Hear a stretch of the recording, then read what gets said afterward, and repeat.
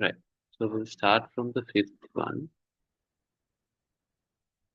A proton moves in a circle of radius 10 centimeters with a constant velocity of 5 kilometers per second. So that's kind of like a very high velocity. So that's 5,000 meters per second.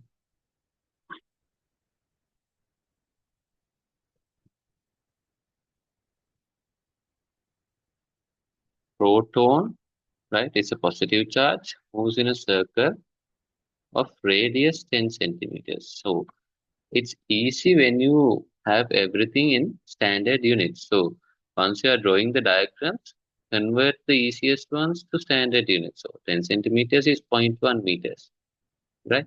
So velocity 5 kilometers per second means 5,000 meters per second. Because when you substitute to the final equation, you won't be keeping it in kilometers, no? So it will be easier when you substitute everything in the first go. So then you will be substituting the correct standard values with the SI elements, right? So charge is given, they're asking current in the circle. So we can apply, that current is equal to Q over T, which is charge per second, so charge per second. So they're saying velocity is 5,000 meters per second, right? So they have given the radius, right? And we have the tangential velocity as well. So to find this, we have the charge, we need the time that is taken for one rotation. Time taken for one rotation. So time taken for one rotation is actually, you can take it as the time period, or you can take 1 over T as frequency. So it's equal to QF, no? Because 1 over T is equal to the frequency. So both these equations are correct. If you want, you can find the frequency first and then use this, or you can find the time period. It depends on what you do. So we know the velocity is equal to r omega. You have done mechanics now. So velocity is equal to r omega. 5,000 meters per second is equal to 0.1 meters into omega. So what's omega? Omega is equal to theta over time taken. So for one full rotation, right, theta is 2 pi. This is 2 pi. 360 degrees now, angular displacement 2 pi, time period t. You can take 2 pi over t or 2 pi f, anything you want. Right? So I'll be taking 2 pi f. So 2 and 5,000 you can cut, 2,500. 2,500 divided by 0.1 will be 25,000. 25,000 divided by pi goes down equals the frequency. Right? So you can substitute Q into F. I is equal to Q is 1.6 into 10 to the power minus 19 coulombs into frequency 25,000 over 5. So that's 22 over 7. Frequency per second. So you get coulombs per second. That is amperes. Right. When you simplify this, 7 goes up. Right. 1.6 into, instead of 25, I'll write 2.5 into 10 to the power 1, 2, 3, 4. Into not 14, just 4. 10 to the power minus 19 is still there, and also 7 is there.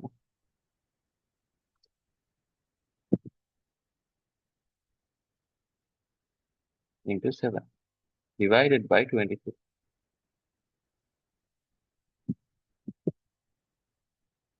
So this can be cut with 10 to the power minus 19 becomes 10 to the power 15 minus 19 plus 1. So 2.5 into 1.6 is, I think, 4, no? 4 into 7. 1.6 into 2.5 is 4. 4 into 7, 28. 28 over 22 into 10 to the power minus 15 amperes. So 28 divided by 22 is 1.27. It's a recurring number, 1.272727. So final answer is 1.27 into 10 to the power 1.273 you can find into 10 to the power minus 15 and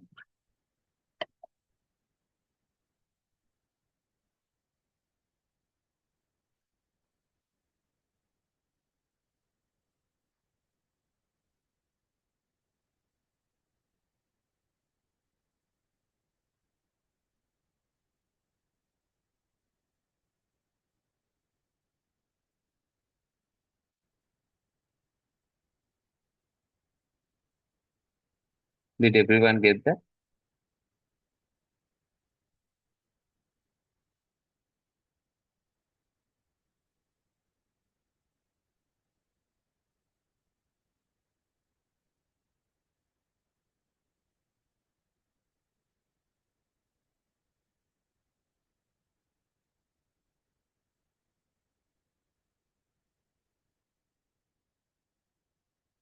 Did you all get that or did you all get another some different answer?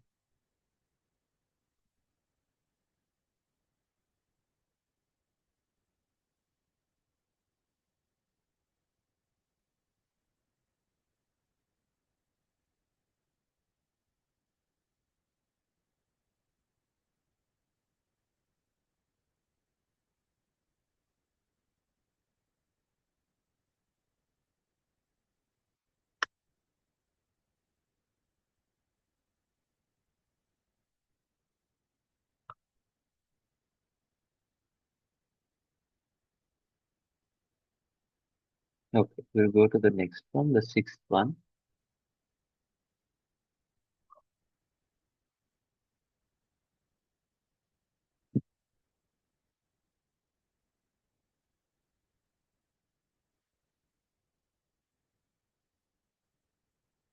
A current of 5 amperes flows through a component for 2 minutes. So the current going through the component is 5 amperes for 2 minutes.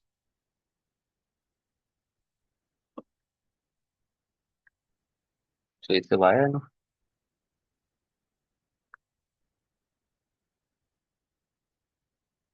Current of 5 amperes goes through this for a time of 2 minutes. That's 120 seconds, no? So we won't get answers in like, we won't have substitute in minutes, no? So better to keep it in seconds. Find the total number of electrons that go through the component if the charge of an electron is 1.6 into 10 to the power minus 19 coulomb. So we know that again current is equal to Q over T. They have given a current and they have given a time. So we can find the total charge that was passed in 120 seconds. So 5 amperes should be equal to the charge passed in 120 seconds over 120 seconds, the time taken for it. 5 into 120 is 600, no? Coulombs. MPS is coulombs per second into seconds. So it's coulombs. You get the charge. So now the charge is composed of a lot of electrons, no? So there are many electrons that is passing. The current is formed by electrons. So if you take the number of electrons as n, and the charge of one electron is 1.6 into 10 to the power minus 19 coulomb, right? That should be the total charge passed. Okay. So that should be equal to Q. So 600 coulomb. This is equal to Q. So n into 1.6 into 10 to the power minus 19 coulomb is equal to 600 coulomb. So divide these two, you get 600 over 1.6. Now, for all, when you divide, you need to use the logbooks, right? I don't need to use the logbooks. So 375, it's a like a divisible number. You don't need the logbook for this, no? 6 divided by 1.6. That's, let's say, 60 divided by 60. 30 divided by 8. Cut everything by again 2. 15 over 4. That's 3.75. Right? 3.75. Okay. 375 into 10 to the power minus 19. That's 3.75 into 10 to the power, not minus. This goes down now first. I'll write it there. Otherwise, you'll get confused.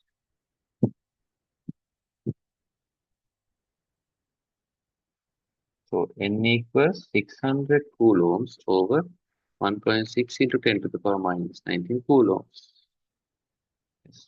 So what remains is a number finally. So 600 over 1.6 is 375. This goes up, becomes positive into 10 to the power 9. The number of electrons can't be something like a decimal value. No? So 3.75 into 10 to the power 2 into 10 to the power 19. That's 3.75 into 10 to the power 21 electrons. That's no unit.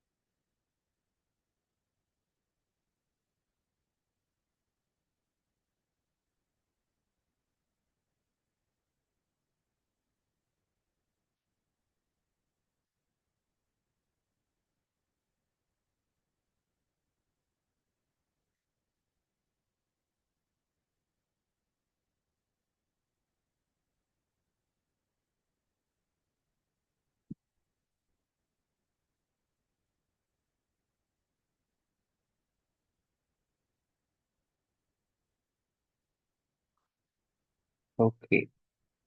So next one, an electron. If you have any questions, just ask in the chat. Okay. An electron and a proton move in the same circular path in opposite directions at frequencies of 300, 500 is for the electron and 300 is for the proton. Same circular path. So I like to draw them separately rather than in one.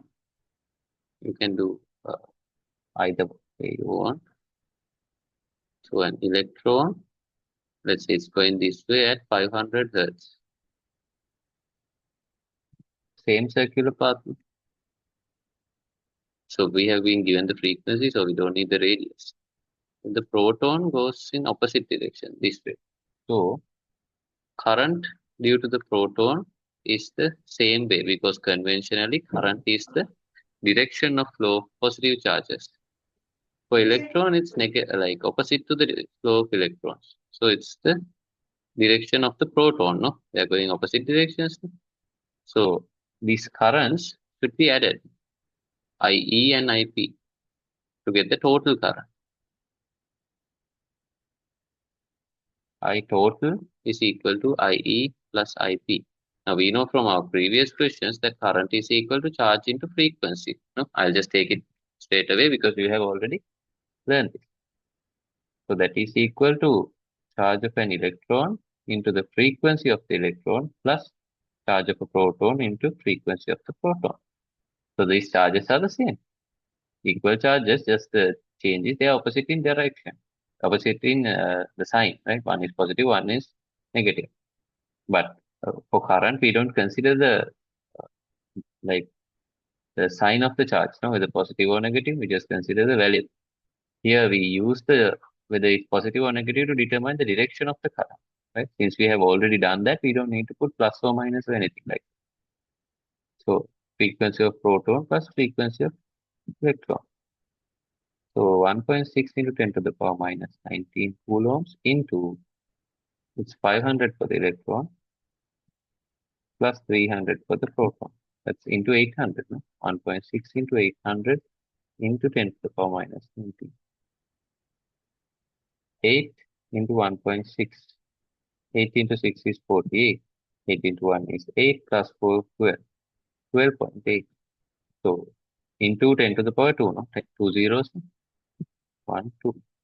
So 1280 into 10 to the power minus 19.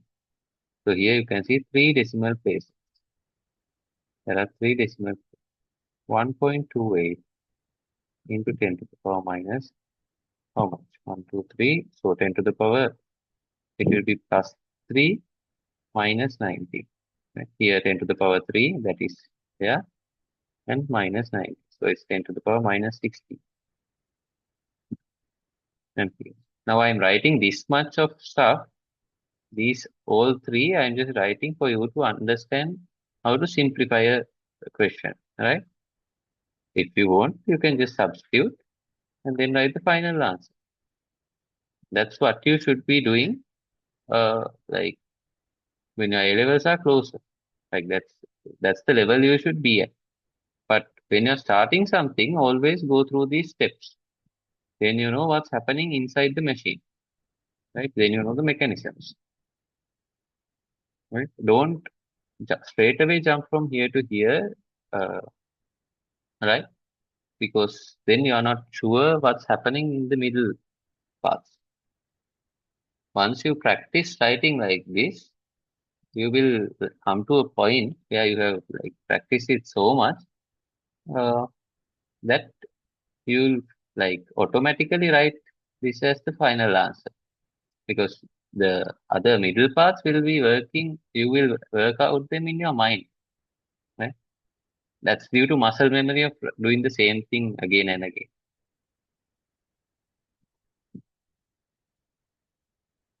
So start small and go big.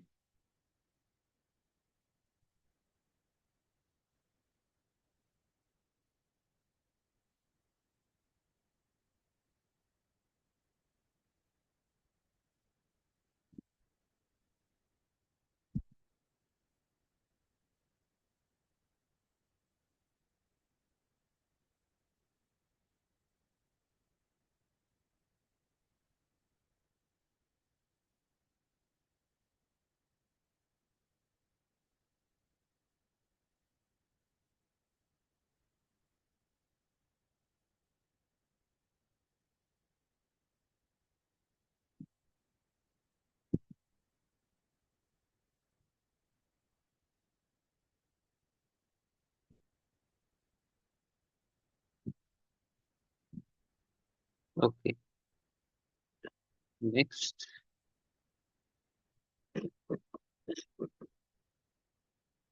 the 12th one. Yeah.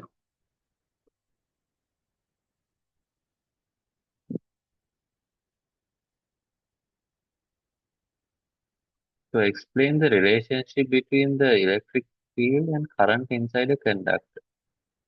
So now when we connect a power source such as a battery, right, which we call a dry cell across a conductor, that's when a current is produced. No, otherwise, just because a conductor has free electrons in it, it won't have a current.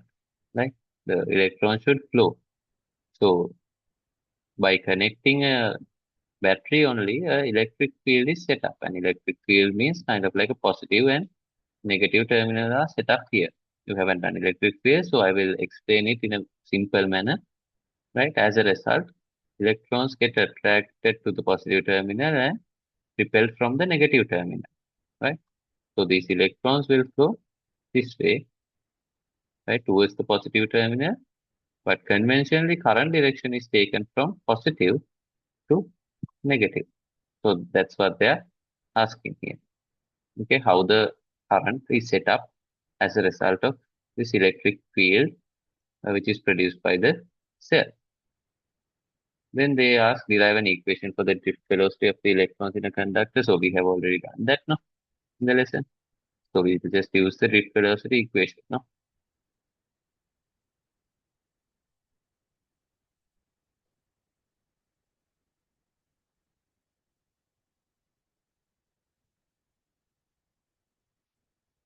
U equals I over A N E. So they have given the cross-sectional area 6 millimeters square. So you need it in meters square when you substitute, no? So 1 millimeter is 10 to the power minus 3 meters. So 1 millimeter squared would be this thing squared, no? So 10 to the power minus 6 meters square. So millimeter to meter squared is 10 to the power minus 6 meters. Length of 20 centimeters, that's 0.2 meters, but we don't need that, no? And the free electron density N is 7.5 into 10 to the power 29 per cubic meter.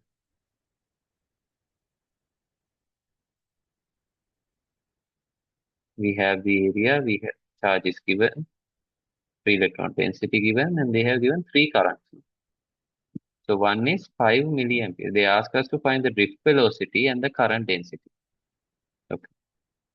So drift velocity we'll find first for 1, 2, and 3. It's easy to find separately. So initial drift velocity when current is 5 milliampere. So 5 milliamperes is 5 into 10 to the power minus 3 amperes. Over area 16 to 10 to the power minus 6 meters squared into N 7.5 into 10 to the power 29 per cubic meter into 1.6 into 10 to the power minus 19 coulombs. So what can we cut? You can cut 5 with 7.5, that's 1.5, no? So 1.5 into 6 is 9. 9 into 1.6. And 10 to the power minuses, you can cut this with this. Minus 19 plus 21, it will be plus 10. Plus 10 and minus 6. No, this minus 3 and minus 6 can be cut. Minus 3 will remain. Minus 3 and plus 10, that means 10 to the power 7 will remain down. Right? And you can take it up. 10 to the power minus 7. Here it will be 1. So you know that you can't, you get a decimal place when you divide 1 by 91.6. So my favorite thing to do is just add a couple of zeros here. Then you'll get a nice number which is divisible. So when you add 100, right, these are two extra zeros, so you have to add two decimal places to it to balance it out, right? So 1.6 into 9. 6 into 9 is 54. 9 into 1, 9 plus 5, 14. 14.4. So it's 100 divided by 14.4 into 10 to the power minus 9, which is equal to the drift velocity.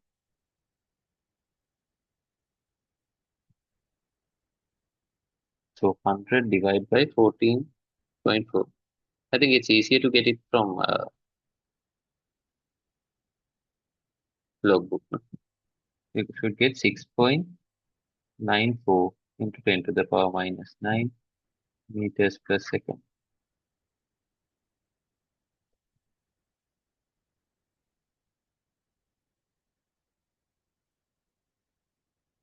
So when you go to 25, all the A and E part is constant. No? The A and E part is constant because area doesn't change, N doesn't change, and E doesn't change. Right? So only current is changing. So it's easy now. Current has multiplied by 5 times. No? So this current has multiplied by 5 times now when it's 25 milliampere. So this part is the same. That is 6.94 into 10 to the power minus 9. Eh? So new drift velocity for the second one, 25 milliamperes would be, let's say U dash 6.94 into 10 to the power minus 9 meters per second into 5. You don't need to substitute everything again and do it. I mean, if you want, you can do it, but this is easier. No? 6.94 into 5. So because only the current has increased by 5 times, so drift velocity should increase by 5 times.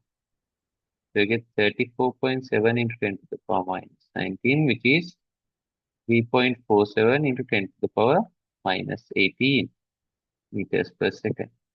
Because when you take it to one decimal place, so rather two decimal places. So that's 10 to the power 1. Power 1 minus 19 is minus 18. And when you go from 5 milliamperes to 5 amperes, how much is that? So you can take the ratio, no? For the third one, 5 amperes over 5 milliamperes. That would be equal to 5 amperes over 5 into 10 to the power minus 3 amperes. 5 and 5 gets cut, 10 to the power 3 goes up, that becomes 1000. So 1000 times more, no? Into 1000. So 6.94 into 1000.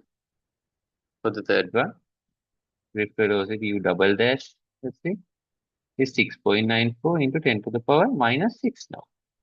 Because 10 to the power minus 9 into 1000. So 6.94 into 10 to the power minus 6 meters per second.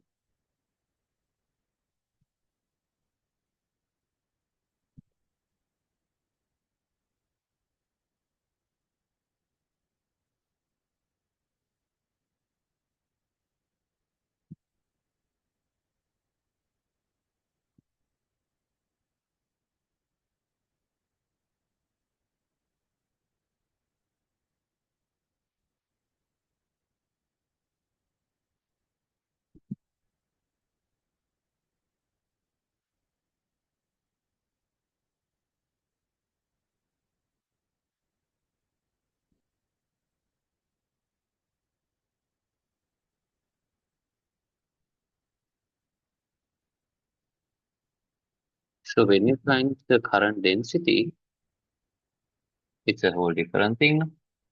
So current density for the first one, for 5 milliamperes, J is equal to current over area, right? Not volume, current over area. We have given the length, I think, to confuse it. So length is not necessary here. So I is 5 milliamperes.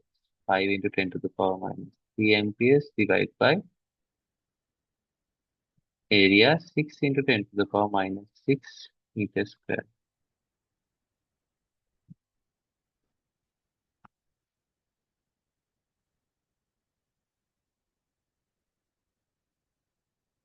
So that will be 5000, no? How? Here this and this get cut. 10 to the power minus 3 remains there. That comes up, becomes 10 to the power 3 over 6. So 5000 over 6. That's 833.3 amperes per square meter. Right. So similar to the drift velocity, the area doesn't change here.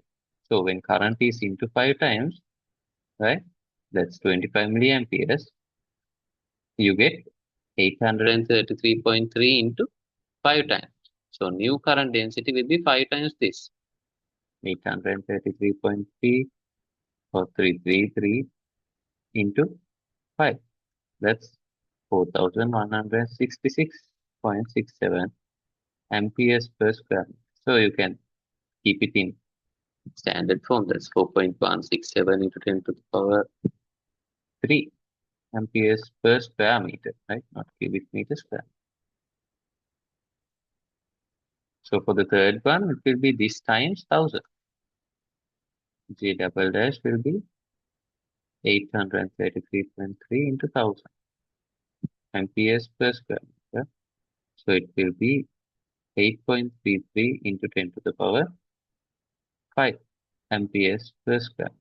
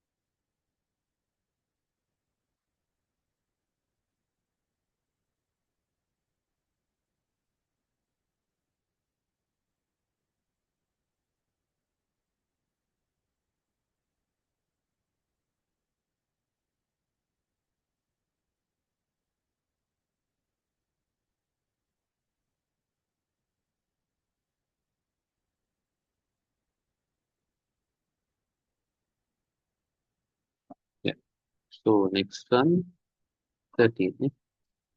Conductor carries a current of 0.75 amperes. Find the drift velocity if the diameter is 0.25 millimeters and free electron density is 1.2 into 10 to the power 29 per cubic meter. So charge is same, right? Charge is the charge of an electron. So these sums might be a bit boring, right? But the ones that we are doing after the ones that we are doing today, uh, it will be like you'll have to think a lot, not like biology or chemistry kind of thinking, but more in the terms of finding out symmetricities and like when we find out resistance systems, uh, it's more street smart rather than uh, just studying, right? So we'll do a lot of resistance systems as well, a lot of sums from that. Okay.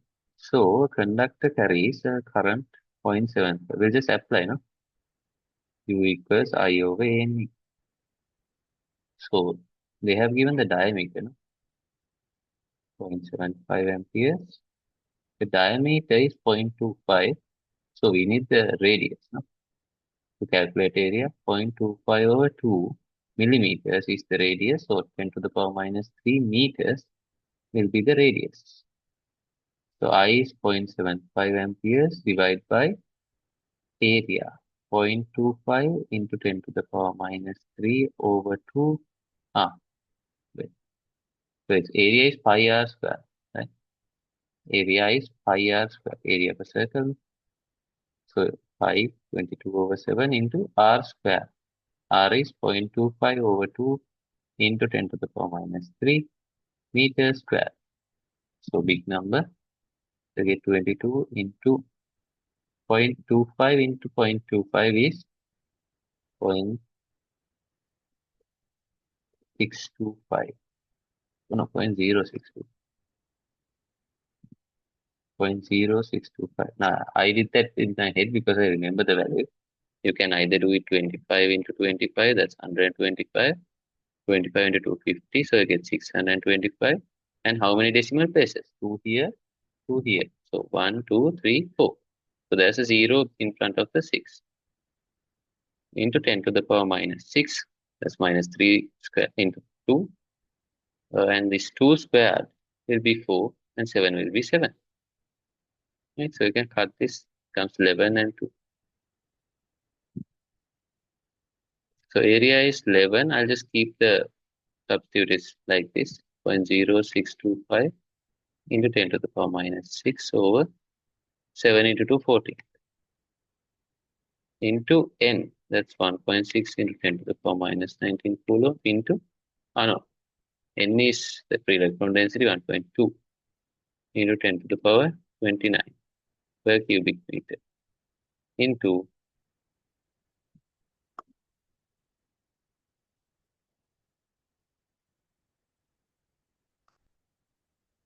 1.6 into 10 to the power minus 19 coulomb. So this is area by us. Okay, so it's a lot of cutting and chopping. 14 you can take it up. 14 into 0.75 over 11 into 0.0625 into 1.2 into 1.6. So these tens are these, no? Minus 19 plus 29 into the power 10. 10 to the power 10 and minus 6, you get 10 to the power 4. 4 goes up, you get 10 to the power minus. So we'll see. You will have to use logbooks for this, no?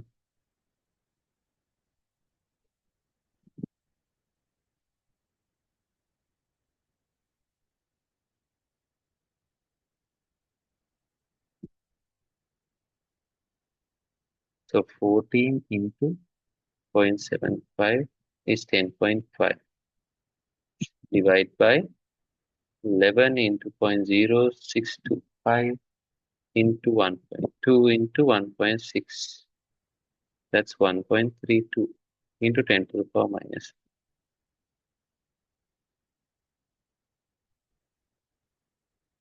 7.954.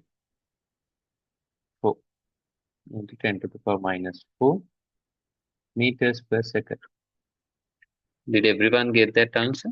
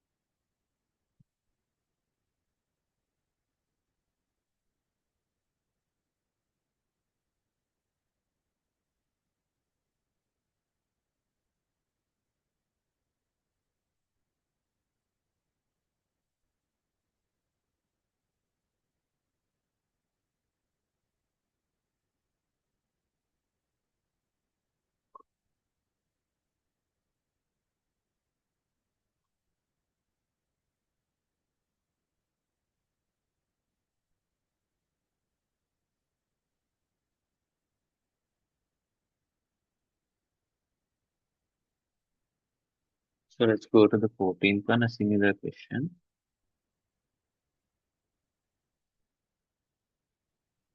Conducting wire has a free electron density of 6 into 10 to the power 29. If the radius is 0.5 millimeters and the current is 1.5 milliamperes, charge of an electron is also given. They're asking the current density first and the drift velocity. So let's find the current density first. J is equal to 1.5 milliamperes. That's 10 to the power 3 amperes over area. No? That's pi r square. So 22 over 7 into r is 0.5 millimeters. So 0.5 into 10 to the power minus 3 meters square. So 22 into 0.25. No? 0.5 into 0.5. No? So half into half. That's 1/4. 1/4 is 0.25 into 10 to the power minus 6 over 7 meters square. I'll just substitute it straight away. 22 into 0.25 into 10 to the power minus 6 over 7 meters square. 7 goes up. So 1.5 into 7 over 22 into 0.25. Here minus 6 minus 3 gets cut. 10 to the power minus 3 is down.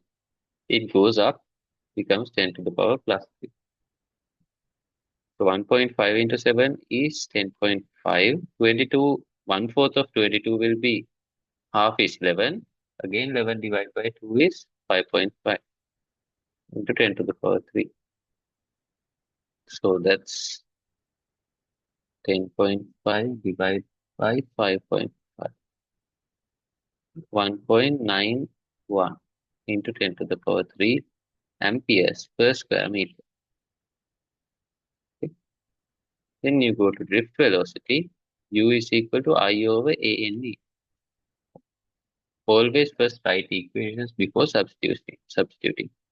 I is 1.5 into 10 to the power minus 3 amperes divided by area. We have 22 into 0.25 into 10 to the power minus 6 over 7 meters squared into n 6 into 10 to the power 29 into 1.6 into 10 to the power minus 19 coulomb. So you get again 7 into 1.5, no? That is 10.5. 22 into 0.25, that is how much? 5.5 into 6 into 1.6. So 10 to the powers, this 3 and minus 6 get cut, minus 3 remains, this 29 and 19 get cut, 10 to the power 10. 3 minus 3 and plus 10 minus, plus 7. Plus 7 here, then you take it up, it becomes minus 7. Right? So easier if you take 105, then this minus 7 becomes minus 8. Right? Because you add 10 here, then you have to put a 1 decimal point also. So it becomes 10 to the power minus 8. So 5.5 into 6 into 1.6 is 52.8.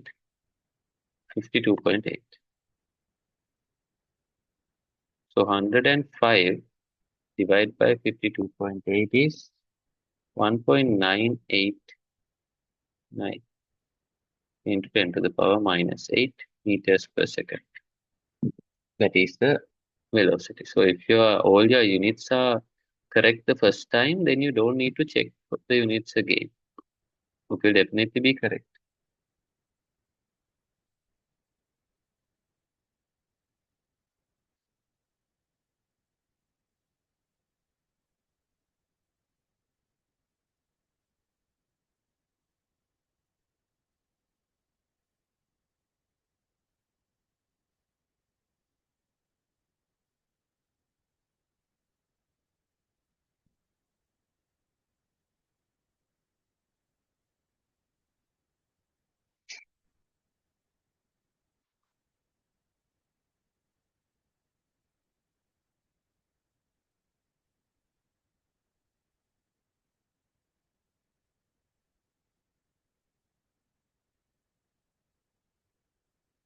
I think you can't do the 15th question. No, they have already given the current density. They need a diagram for that. 15th one, you can't find the current without knowing the area. They have only given the current. Yes.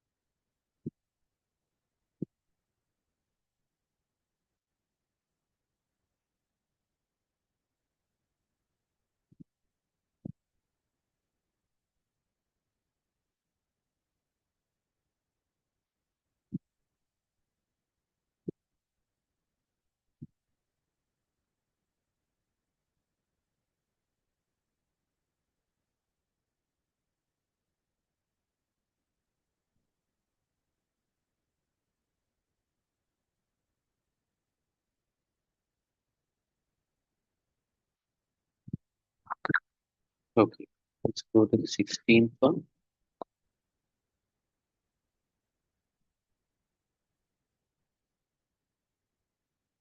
The atomic mass of a material with cross-sectional area of 2 into 10 to the power minus 2 millimeters squared, length of 40 centimeters, and a density of 8,000 kilograms per cubic meter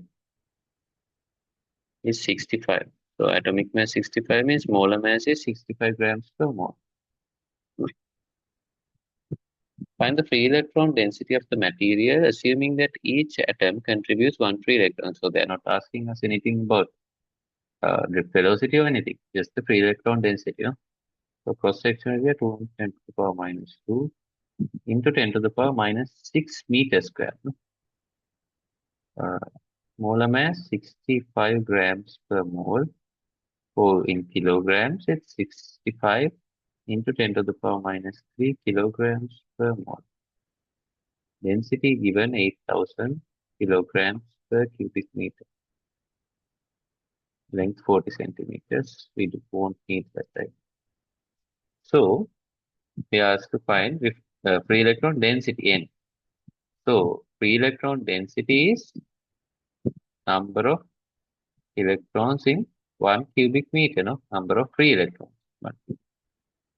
So they say one atom contributes one free electron. So if you find number of atoms in 1 cubic meter, then you will get the, now that will be equal to this.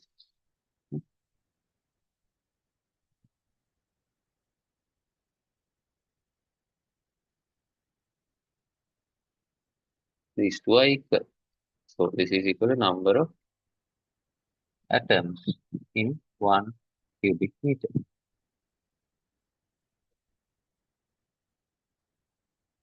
So we find number of atoms in 1 cubic meter. For that, what do you need?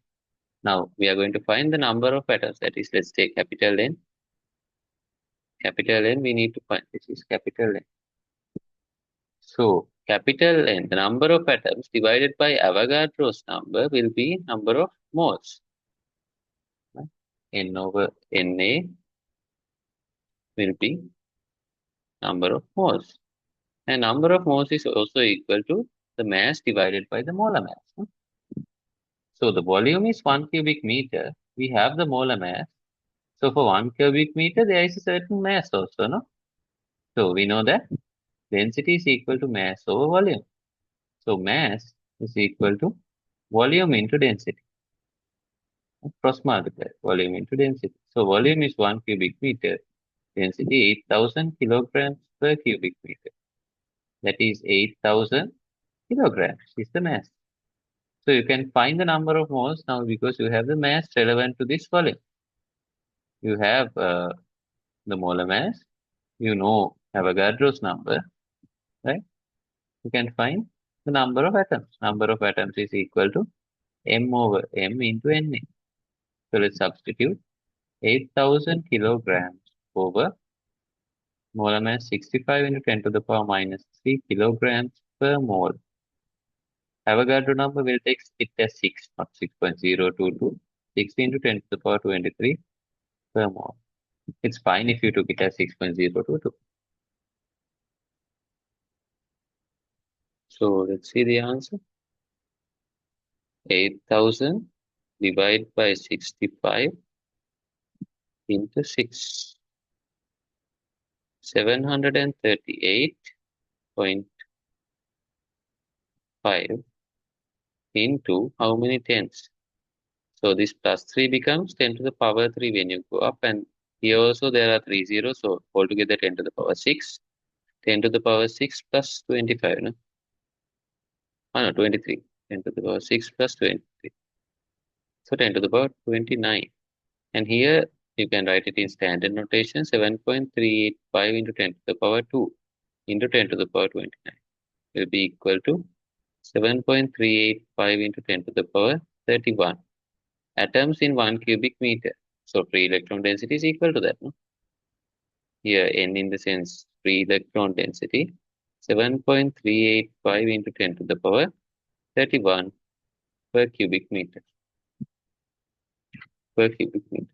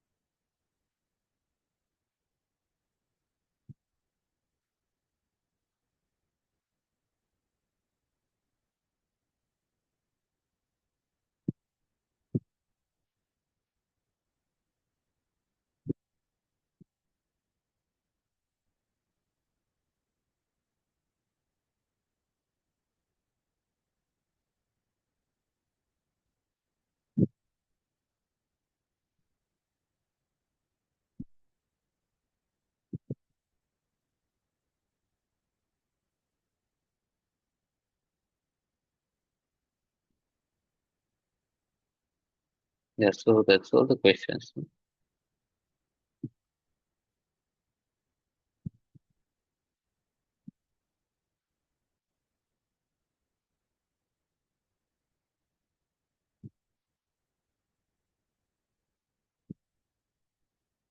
We can go to the lesson then.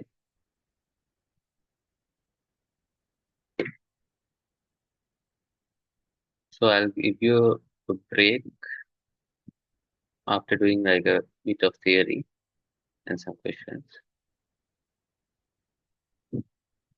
Right.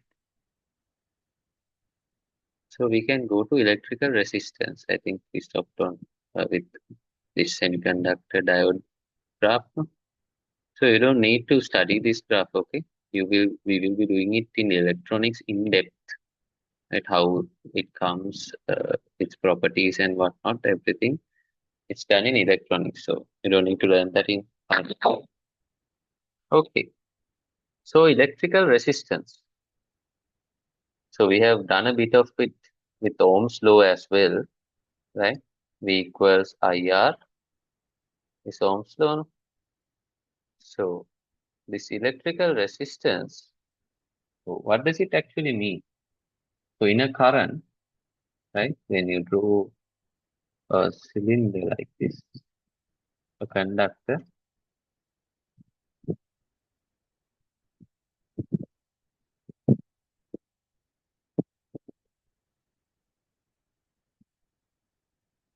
yeah, when you get the conductor like this, there are electrons, no? Free electrons are there. And when a current flows, let's say current flows this way, electrons are flowing the other way. So the space is not only occupied by electrons, but there are also the metal atoms of the conductor, no, which are very much bigger than the electrons now. It's a lattice now, so these are positive charge metal ions. As a result, the electrons don't have like smooth, straight roads to travel, no, when they conduct a current. So we initially discussed that they were in random motion. So let's go to the diagram here. The initial part, they're in random motion. And in this, you can see when it's connected to a cell to produce a current, it's not really a linear path. Why is it not a linear path? They are going forwards and there are other electrons as well, and also there are atoms as well, right? So they can hit on the electrons. The electrons also hit each other because they repel, no, minus minus charge, no? And they hit on these metal atoms also. These are vibrating metal atoms. You know that, like uh, at any temperature, these metal atoms have a bit of vibration. That's due to their thermal energy, right? So higher the temperature, higher the vibration. So when they vibrate like this, now the electron is going like this, no? So that will hit on the electron also. So some of the electrons will lose their energy due to that collision. So these electrons, as a result, they kind of lose a portion of their energy, but due to the consistent or constant electric field, they move the net movement is in a particular direction, right? But there is a certain what we call obstruction to the current flow because of these the metal atoms as well as the collisions between the electrons themselves, right? So that obstruction to current flow is called the electrical resistance. So you can write down the obstruction to current flow is called electrical resistance.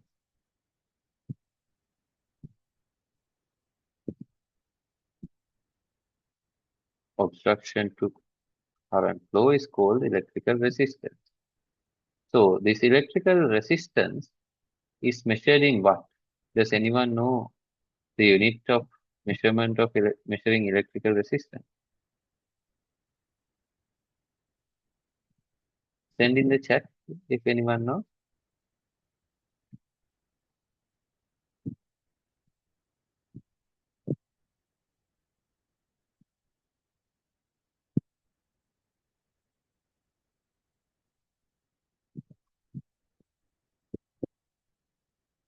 Yes, it's ohm, right? So you can write the SI unit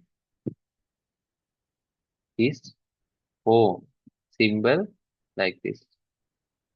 This is the symbol, right?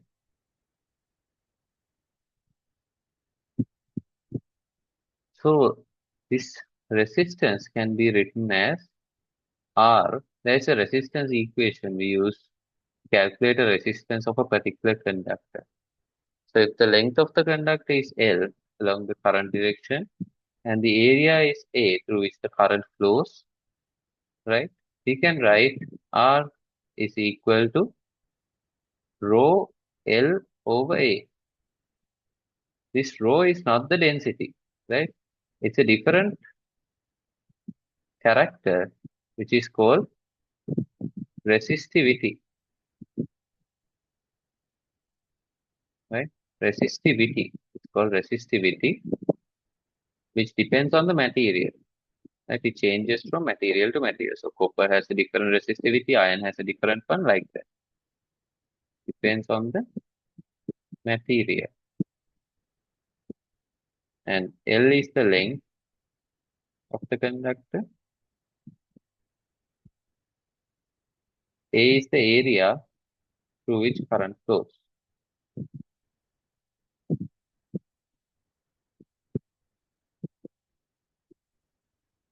Right. So this is the resistance equation. Can you write these down and also find the units of rho, resistivity? R is resistance measured in ohm. So I'm asking you what rho is measured in resistivity. Now the dimensions, just the units of rho.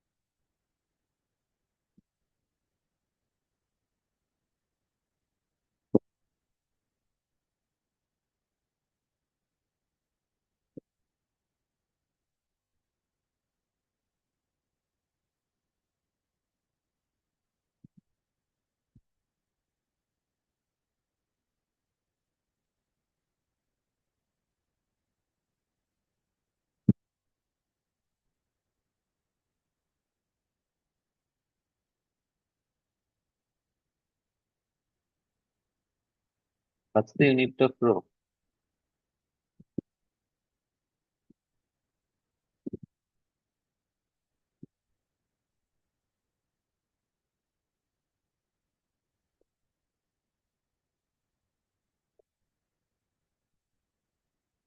You have the units of resistance, length, and area. It's easier.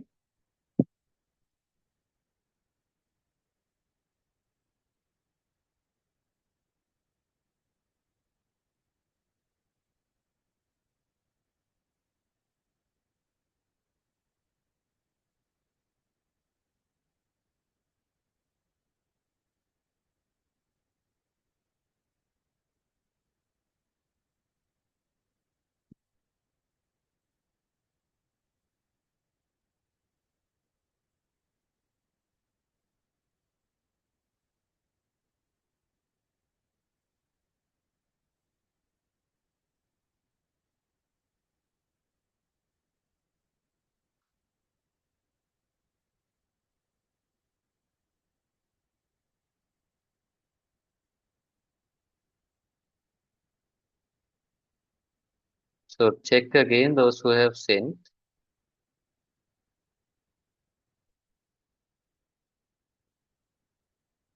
You can directly substitute the units instead of the values and subject for rho.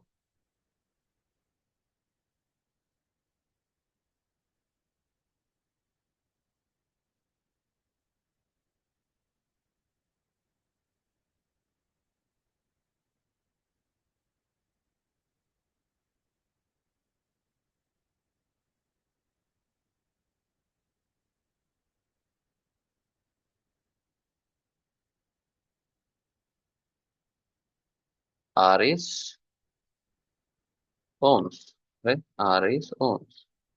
We need to find rho. L is meters. A is meters square. So one of the meters gets cut with this meter square. Ohms into meters. Ohm meter will be equal to rho, resistivity. Units of resistivity is ohm meter, not ohms per meter.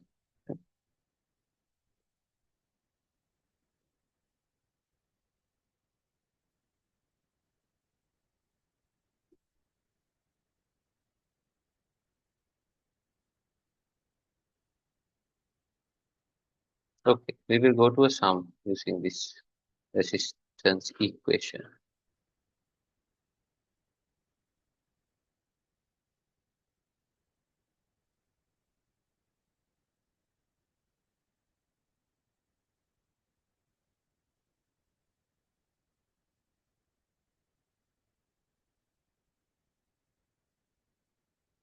Do the first 17th one. Length of a wire is increased by increased by 3%, right? 3% by stretching. What is the percentage change in resistance?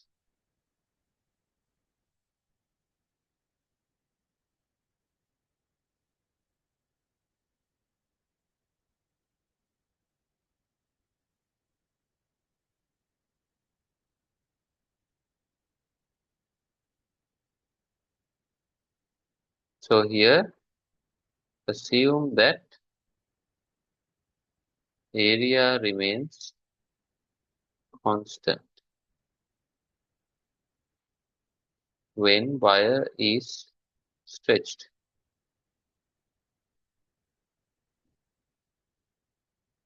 Right? Try to find it out.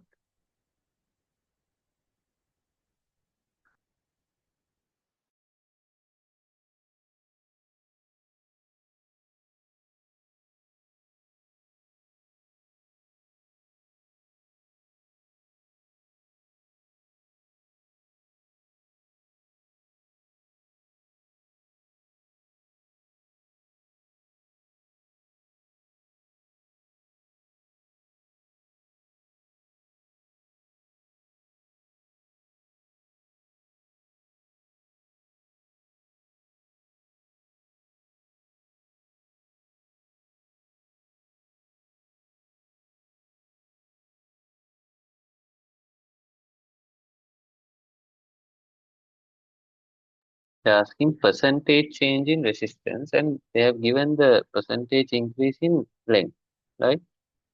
So percentage increase in length, how can you find that? So it's the percentage, no? Percentage increase in length. So that should be increase in length, let's take as delta L over the initial length L1 into 100, no? That's 3%. So if the initial length is L1, when it's increased by 3% by stretching, let's take it as L2.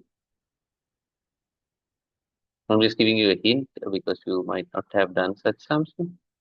So that L2 should be equal to the increase in length plus initial length. So L1 plus delta L. Right? So find an expression for delta L in terms of L1. Right? Then you can write L2 in terms of L1. Then you know, like, in terms of L1, like what the new length is. And area is constant. right? Area is constant. Ideally, area shouldn't be constant because when you stretch something, length increases, but volume is constant, no? So area should, volume is area into L, length. So when length increases, area should decrease because volume is constant. But here, like, just for the sake of, like, to make it simple, the question, uh, they have asked us to assume that area is constant, right? So when length is increased, volume, don't think about that. Just think that area is constant, right?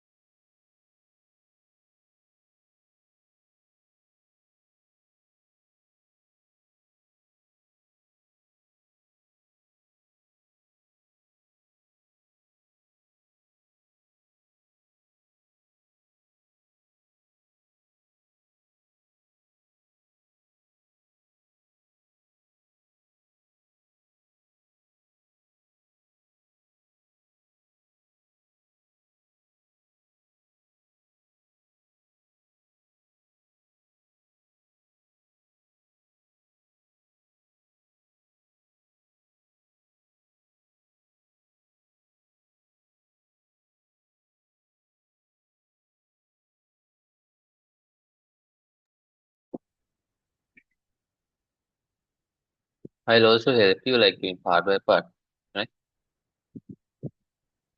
So first we have to get delta L, no? So percentage increase is 3. That is delta L over L1 into 100. So 3 into L1, right? Divide by 100 is delta L. That's 0.03 L1. So L2 now you can write. L2 equals L1 plus 0.03 L. That's the increase. When this is stretched, that's the increase. Initial length L1. So L2 is equal to 1.00, not 1.03 L1. You have L1, you have the new length that is 1.03 L1. Asking percentage change in resistance. So it's similar to this equation, no? Percentage change in resistance, percentage change in resistance is equal to change in resistance, that's delta R, over initial resistance into 100. Right? Change in resistance is, let's say, initial resistance was R1. Change will be the difference between the new resistance, let's say R2, right? So length has increased now. So we know that R is equal to rho L over A. So resistance will increase if all others are constant. Resistivity depends only on the materials. Same wire, same resistivity. They say area is also constant. So when length is increased, R is increased. So R2 will be higher now. R2 minus R1 over R1 into 100 is what they're asking us. Okay. Try to get a numerical answer.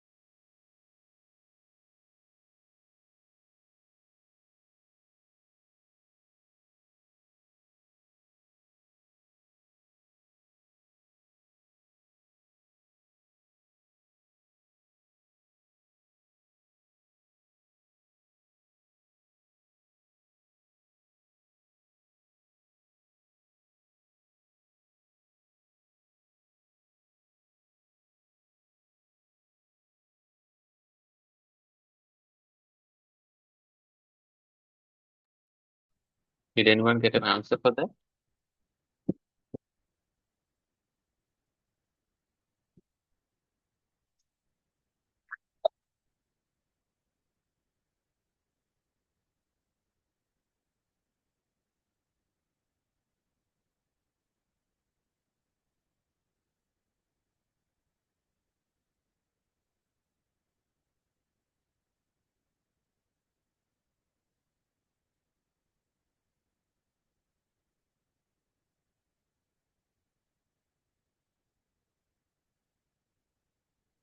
So for R2, it's same row, new length, that is 1.03 L1 over area, same area, minus rho L1 over R1 is rho L1 over A, divide by again rho L1 over A into 100. So you can see A can be cut. Right? So you might not you might get confused, so I'll do step by step. So you can take rho and A and L1 out. Rho L1 over A 1.03 minus 1, because this whole thing will be taken out now. Divide by rho L1 over A into 100. So this gets cut with this. You get 1.03 minus 1, that is 0.03 into 100. No? So again it's 3%. So you can see that the percentage change in length will be equal to the percentage change in resistance when area is constant. When area is constant. If area was not constant, then this A1, A2 will also be different. No?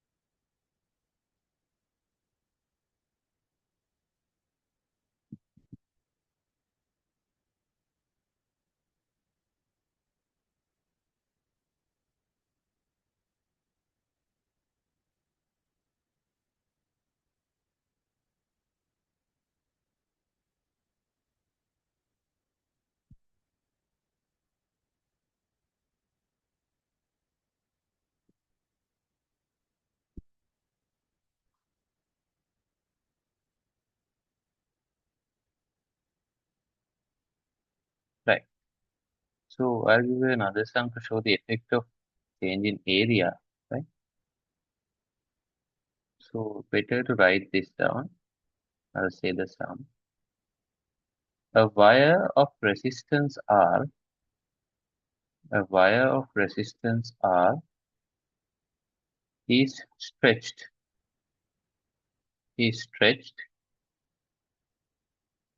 till its resistance is stretched till its length. A wire of resistance R is stretched. I'm typing it as a stretched until its length is double the initial length.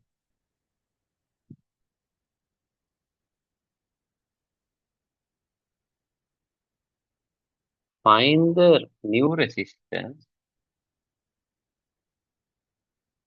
in terms of R.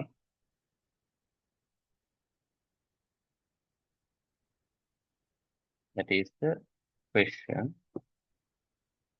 So area is not constant. So usually area is not constant. Okay, unless they say it, area is not constant. So I don't need to say it. So now a wire is stretched until its length is doubled. Right? Then you need to find the new resistance of the wire in terms of R.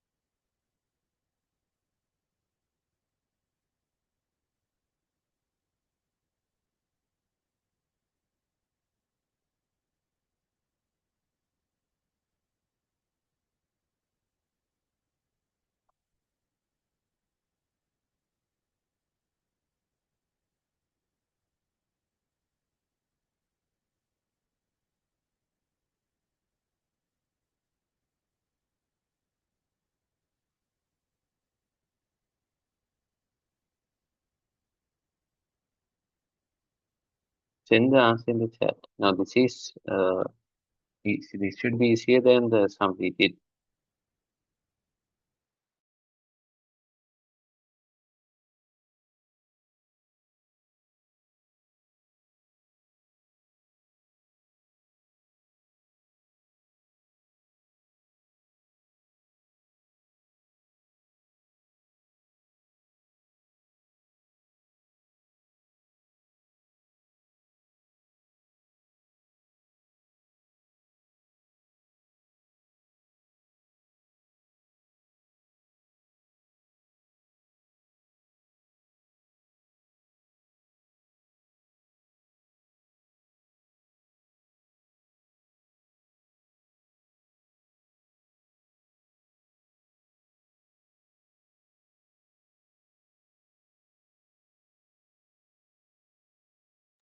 So I'll give you a hint.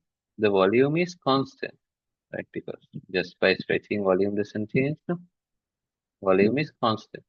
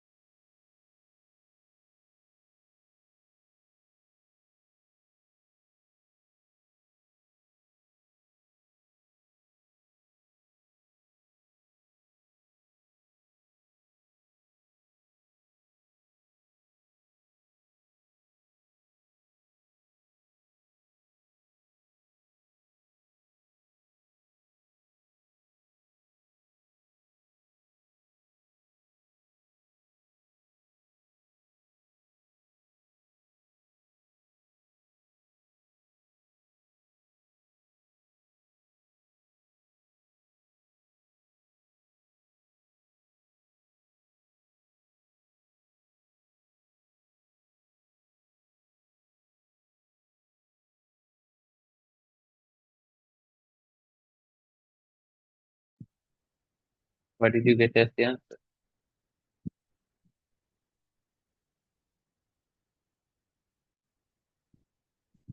So wire is there. You can use variables, no?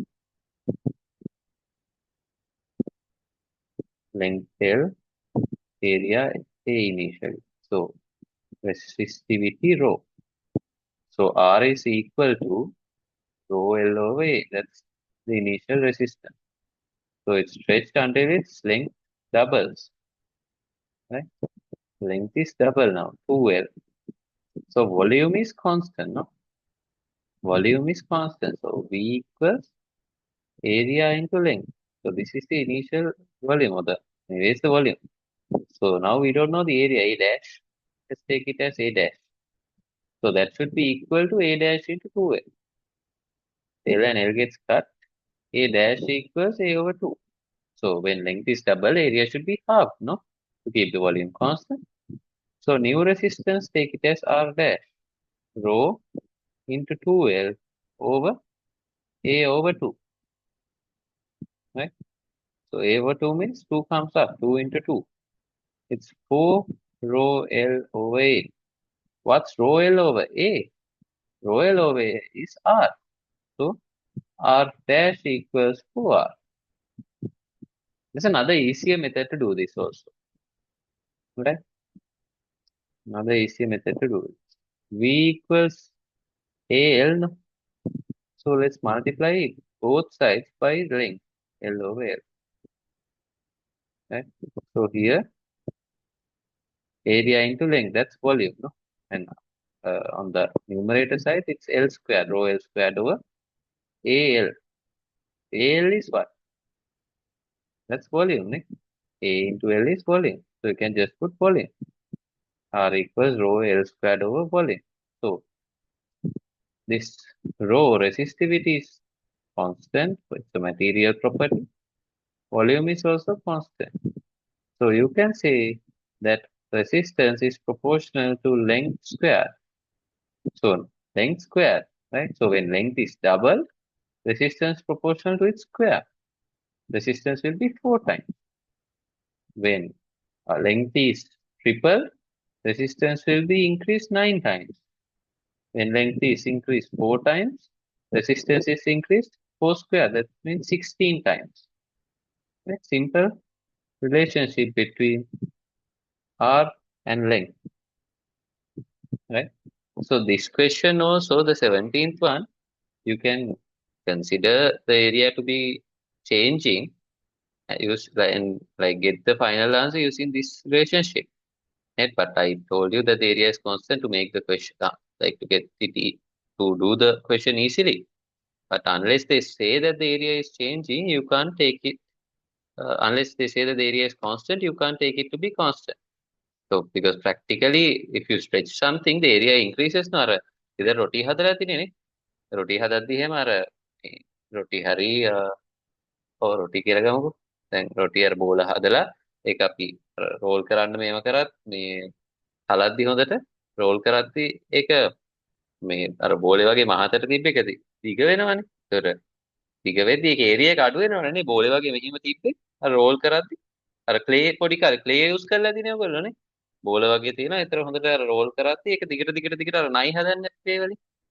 එතකොට so the area has reduced but it's the same clay ball නේ. Same volume. So let's compress කරන්න බෑනේ. Same volume. Initially it was like a big ball like. So area is high. When you like roll කරද්දි it became like a snake, no? හීනි ලණුවක් වගේ වුණා. So that means area has reduced, but volume should be constant. So length increases, area has reduced.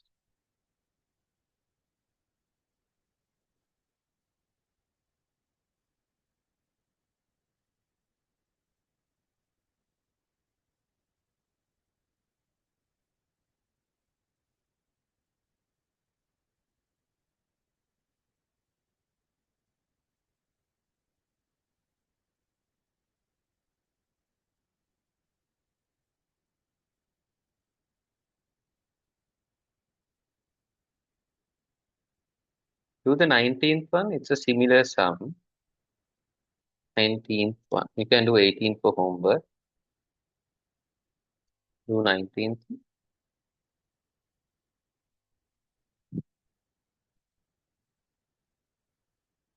The wire of resistance R is stretched till its length is increased to n times its original length. N times its original length. What is its resistance now in terms of R?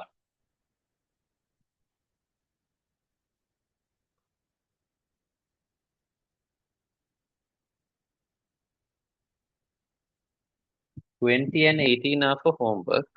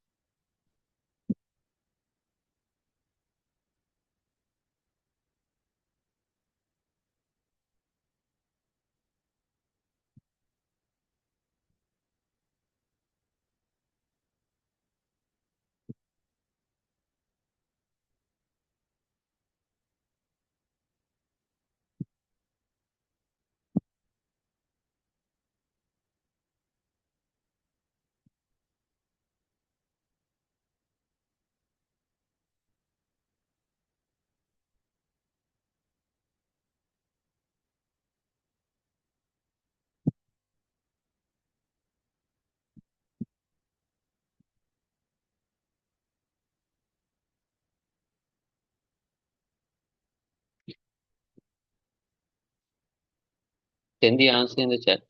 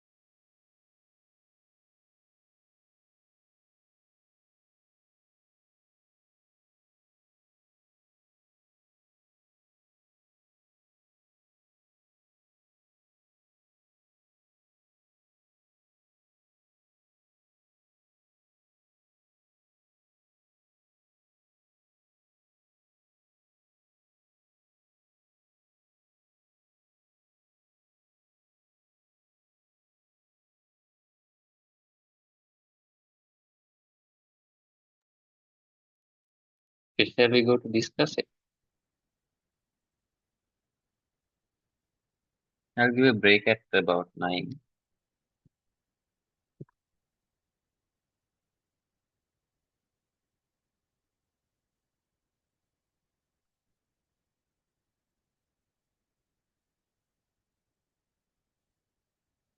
So a wire of resistance R is stretched till its length is increased to n times the original length. So its initial length is L, right? Now n times the original length. So new length is n into L. Same resistivity because it depends on the material. So you can write, so you can use that expression, no? R equals rho L squared over volume. So here also volume is constant, resistivity is the same. So R proportional L squared, we can use that, right? But don't directly apply it, right? Just like if you remember it, you can directly apply if it's in MCQ. If it's in IC equation, you have to derive the equation, right? Writing rho L over A and multiplying up and down by length, right? Getting the volume and showing it's constant. You have to write rho and V are constant. Then resistance is proportional to L square. So let's take initial resistance R, final resistance R dash. So R dash proportional to N L square. And R is proportional to L square. So L square, L and L get cut, you get R dash for R equals N square. R dash equals R into N squared. No? So if it's 2L, it's 4R. It's 2 square. 3 square, 3N. If N is 3, it's 9R. Like that.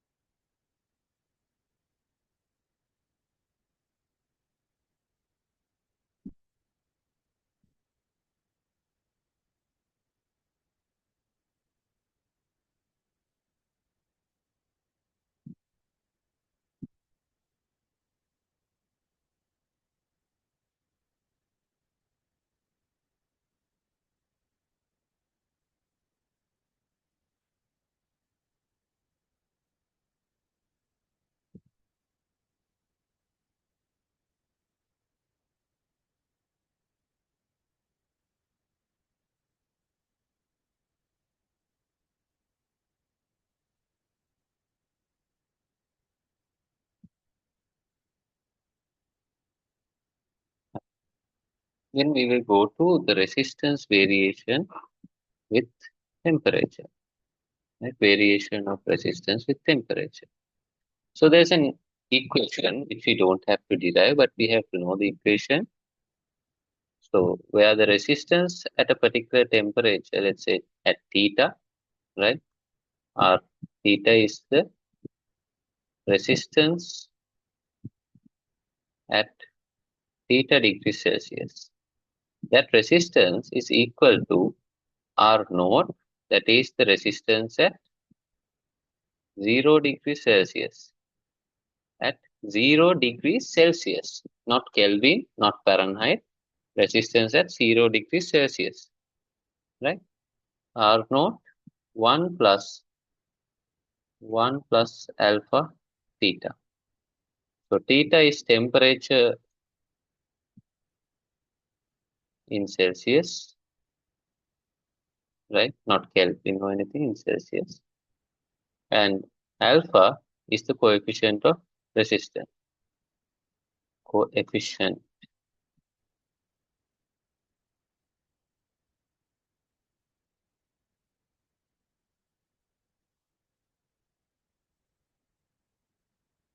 R theta equals R naught 1 plus alpha theta. That is the equation for the variation of resistance with temperature. Yes. You can write this down. Then we'll go into the graph of how the resistance varies with temperature.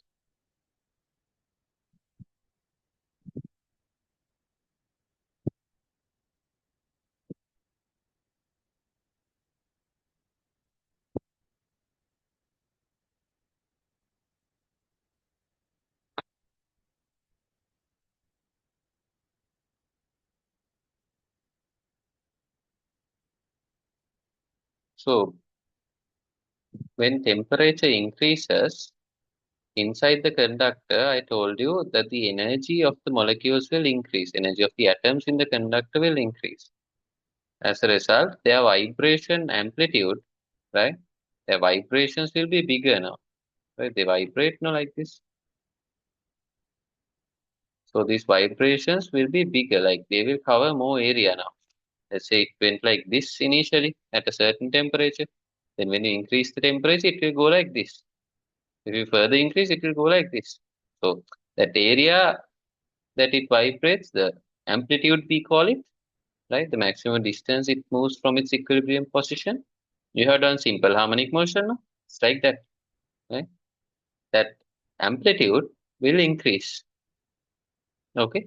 So when the amplitude increases, there is a higher probability for collision with a moving electron, right? So higher probability for collision means higher obstruction to the current flow. So that means higher resistance, right? Higher resistance when temperature is increased.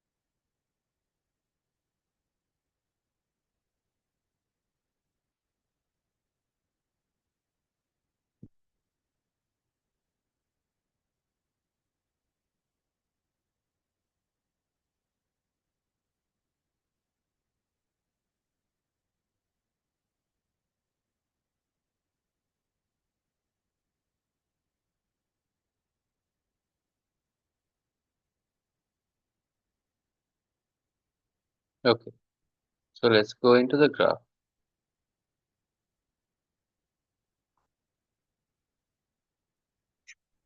So we are going to plot a graph of r theta versus theta degrees Celsius. So our equation is r theta equals r naught 1 plus alpha theta, no? So we'll have to expand the equation. R naught plus alpha theta into r naught equals r theta. So let's rearrange it in terms of r naught into alpha into theta, right? Because theta is the x-axis now. Plus r naught equals r theta. So this will be the gradient. This will be the x-axis, and we will have a intercept as well. Plus c equals to y, which is r theta. Y equals mx plus c type of curve, right?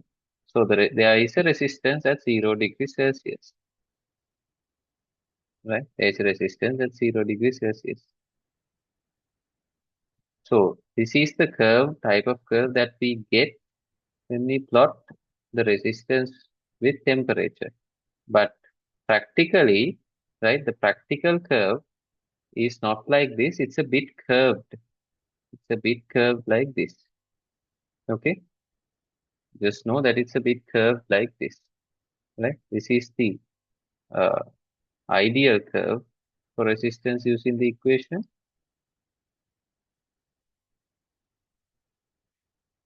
But practically it's like this.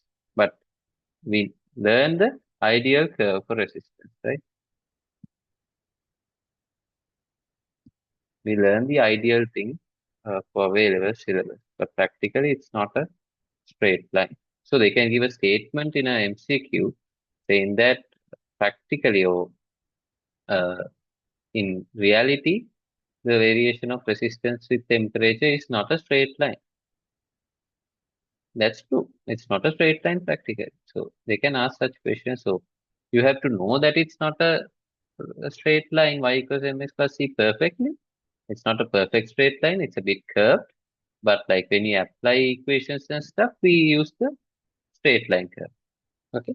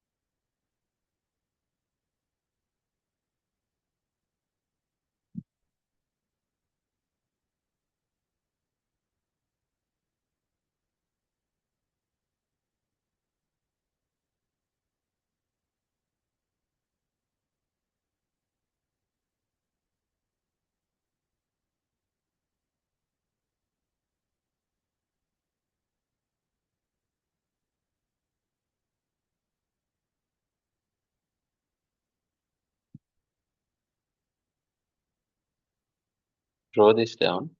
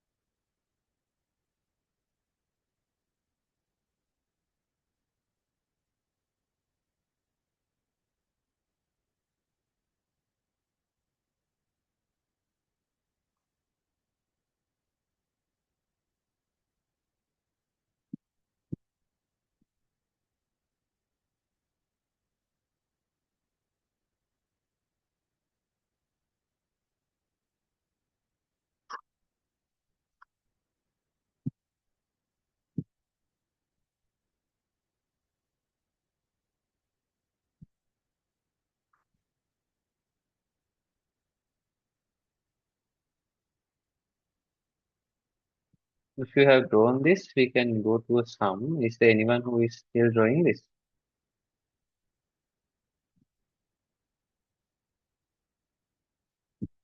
No, right? Okay. So, do the 21st one for homework as well.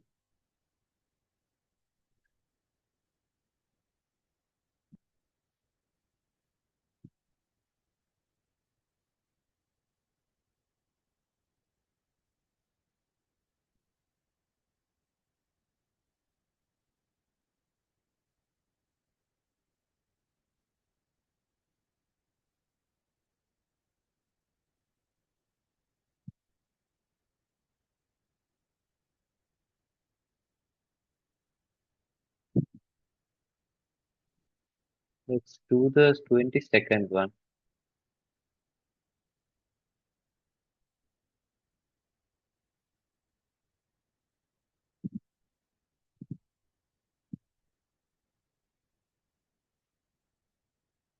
So you can like use the graph to understand what the resistance at each temperature means. You can like take a point, take a temperature as 25 degrees Celsius. Like in the question it says, the wire has a resistance of 2 ohms at 25 degrees Celsius and 2.5 ohms at 100 degrees Celsius. and they are asking us to find the temperature coefficient of resistance of the wire.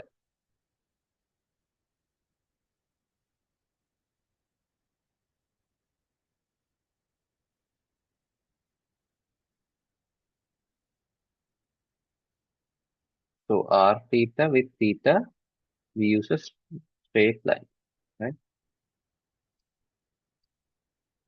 So at you don't need to plot it, but it's like you can easily understand what happens. This is 25 degrees Celsius, so it's 2 ohms at 25 degrees Celsius, and at 100, it's 2.5 ohms. So they are asking alpha.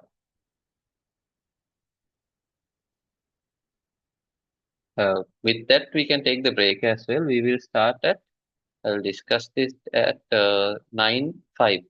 We have 8 minutes for a break. You can do the question and take the break.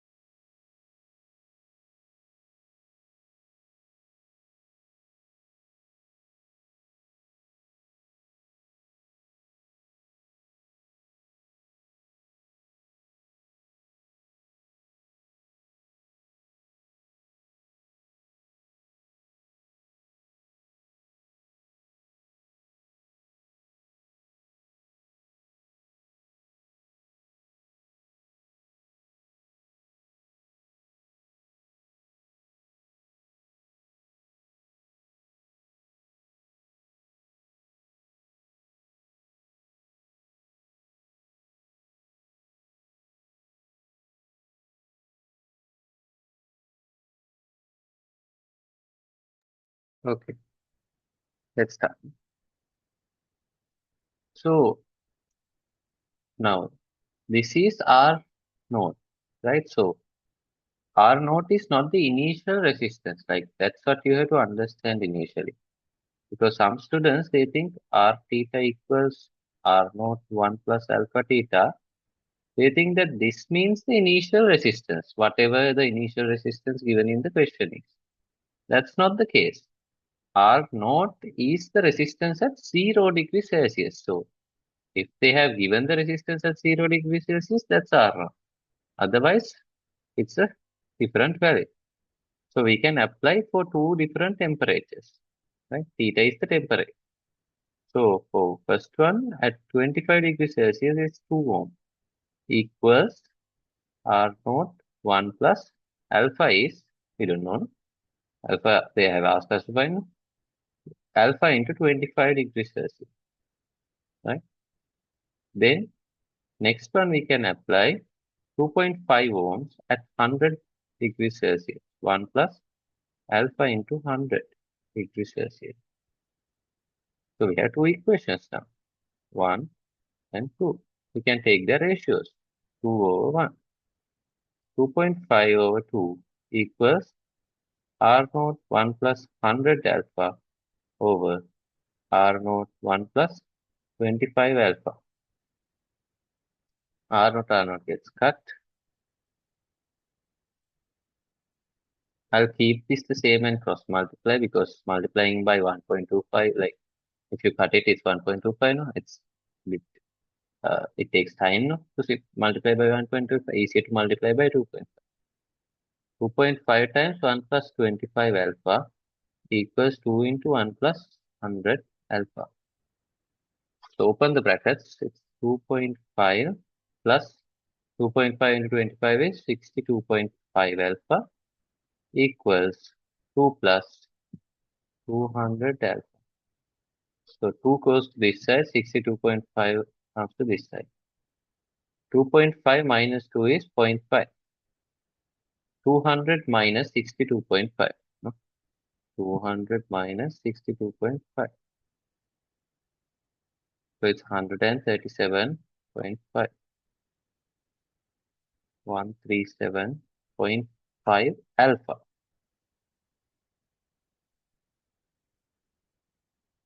So alpha equals 0.5 divided by that. So you get 0.5 divided by 137.5. 0.0036. What's the unit?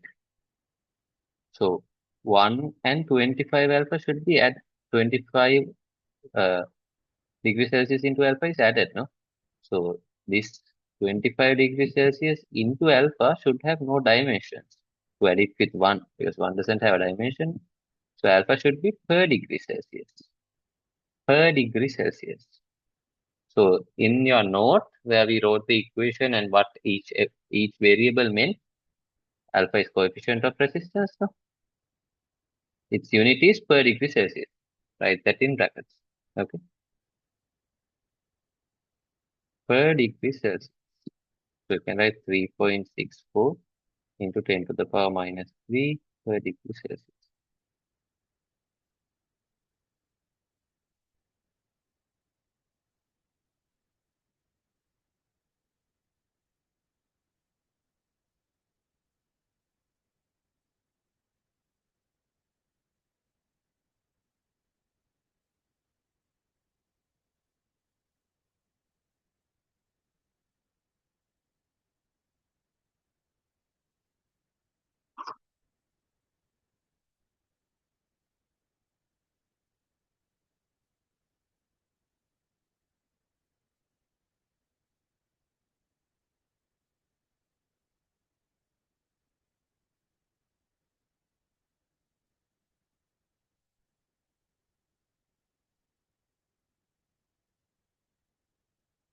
So 23 and 24 you can do for home. Right?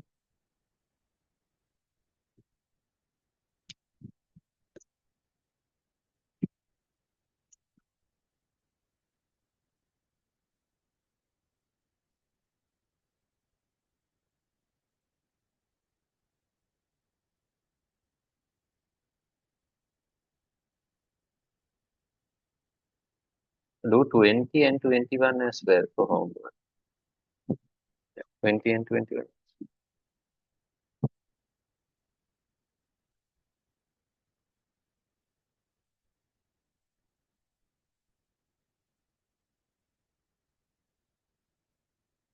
Yeah. So we can go into superconductivity. So there are no sums from superconductivity, right? No sums from superconductivity, just to learn about that. So shall I erase this? Has everybody written this down?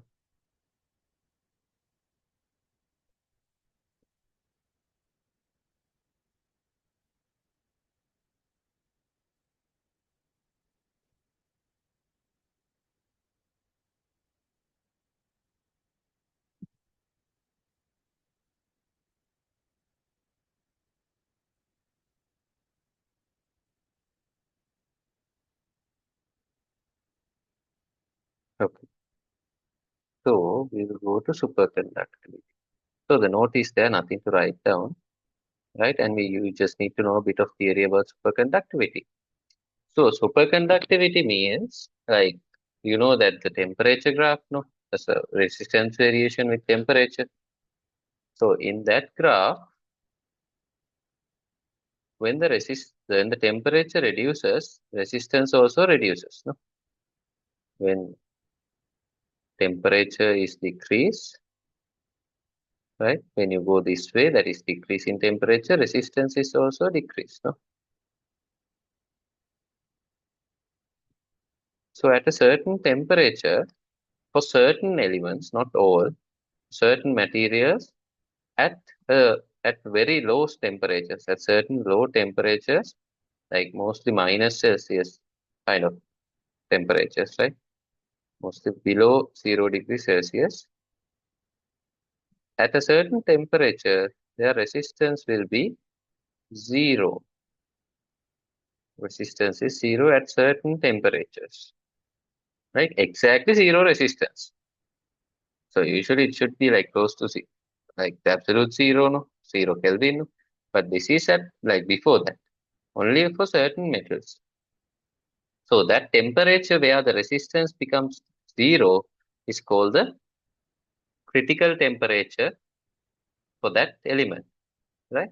So examples for superconductors are lead, aluminium, and mercury, and there are other metals as well. But from the ones we know, these are the metals. So, like for example, if you take aluminium at 1.4 Kelvin, so that's around 271.6 minus degrees Celsius, it will exhibit superconductivity. So that means its resistance is essentially zero, right? So it can carry a very large current with any potential difference.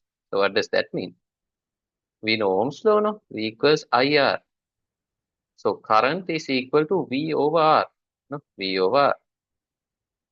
So when resistance is zero, that is when you apply a potential difference, when you connect a battery, right? When you apply a potential difference, only a current is created, not the other way around, right?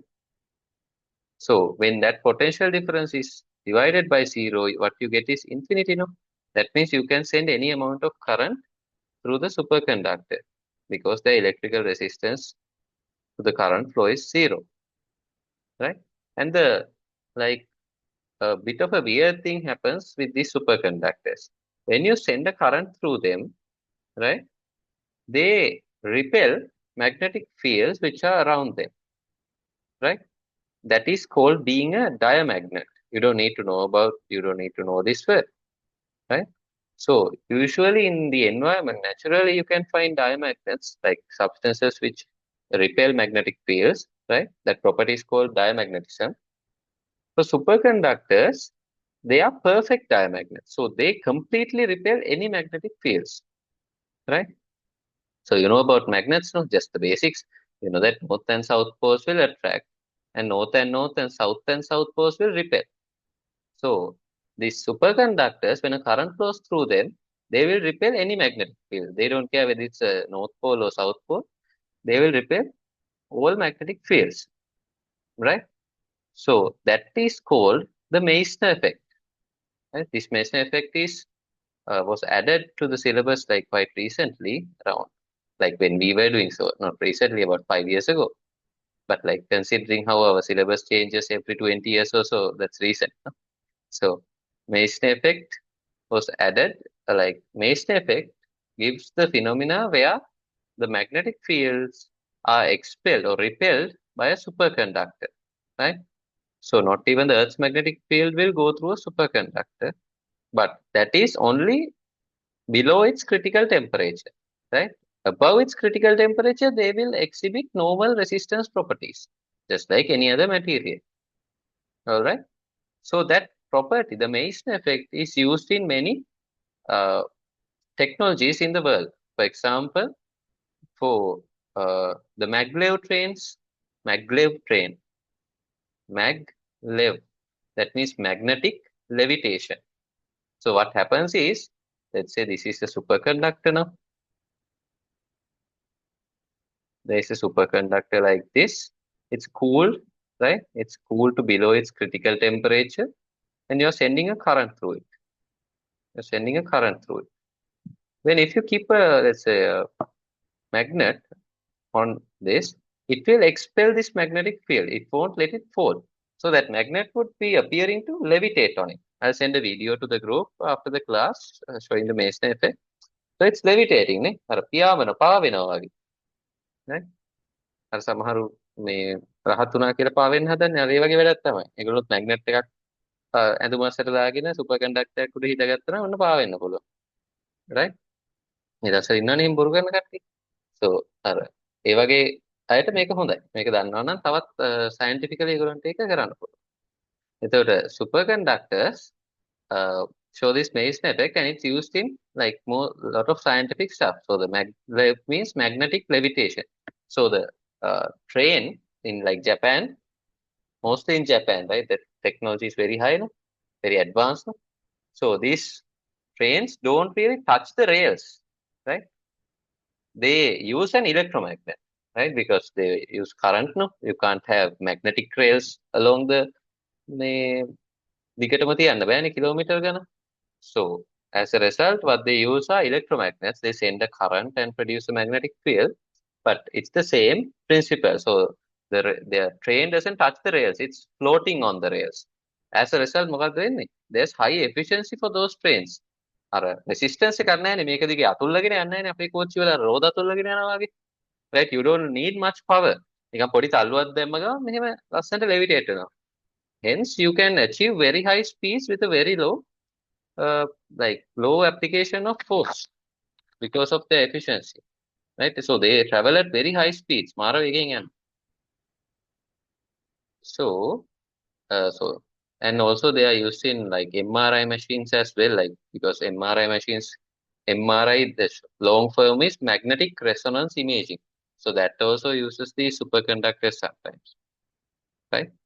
And another property is the absence of thermoelectric properties. Right? It cannot be used in a thermocouple. You don't know this yet.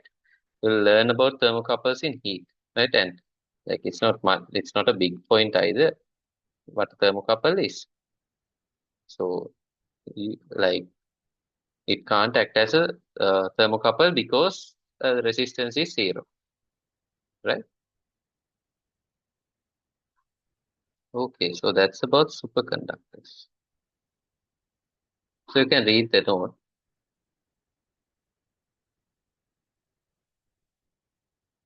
So I'll give you 2 minutes to read the note before going into resistor combinations. Read about superconductors, the note.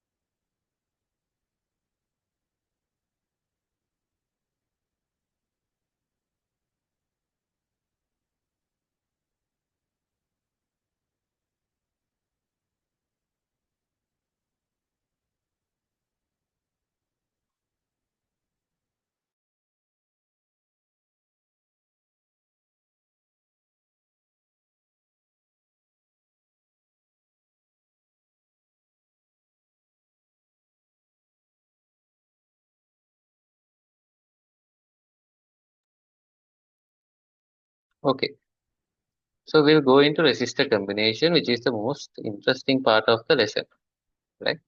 And there will be lots of sums that you can do. So resistors, we learned about the circuit symbol, right? This is the circuit symbol for resistor.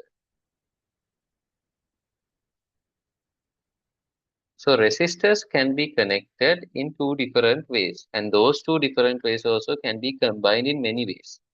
So basically, it can be divided into series combination and parallel combination, right? Series, that means එක දිගට, one after the other. That is what is called a series combination of resistors. So there's one, two, and like you can draw any amount of resistors, but for our theory, we will take just three resistors, right?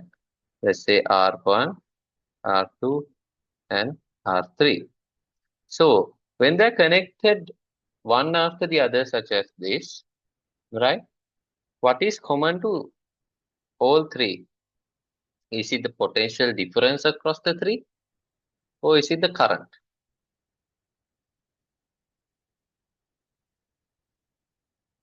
Yeah, is it the current or is it the potential difference?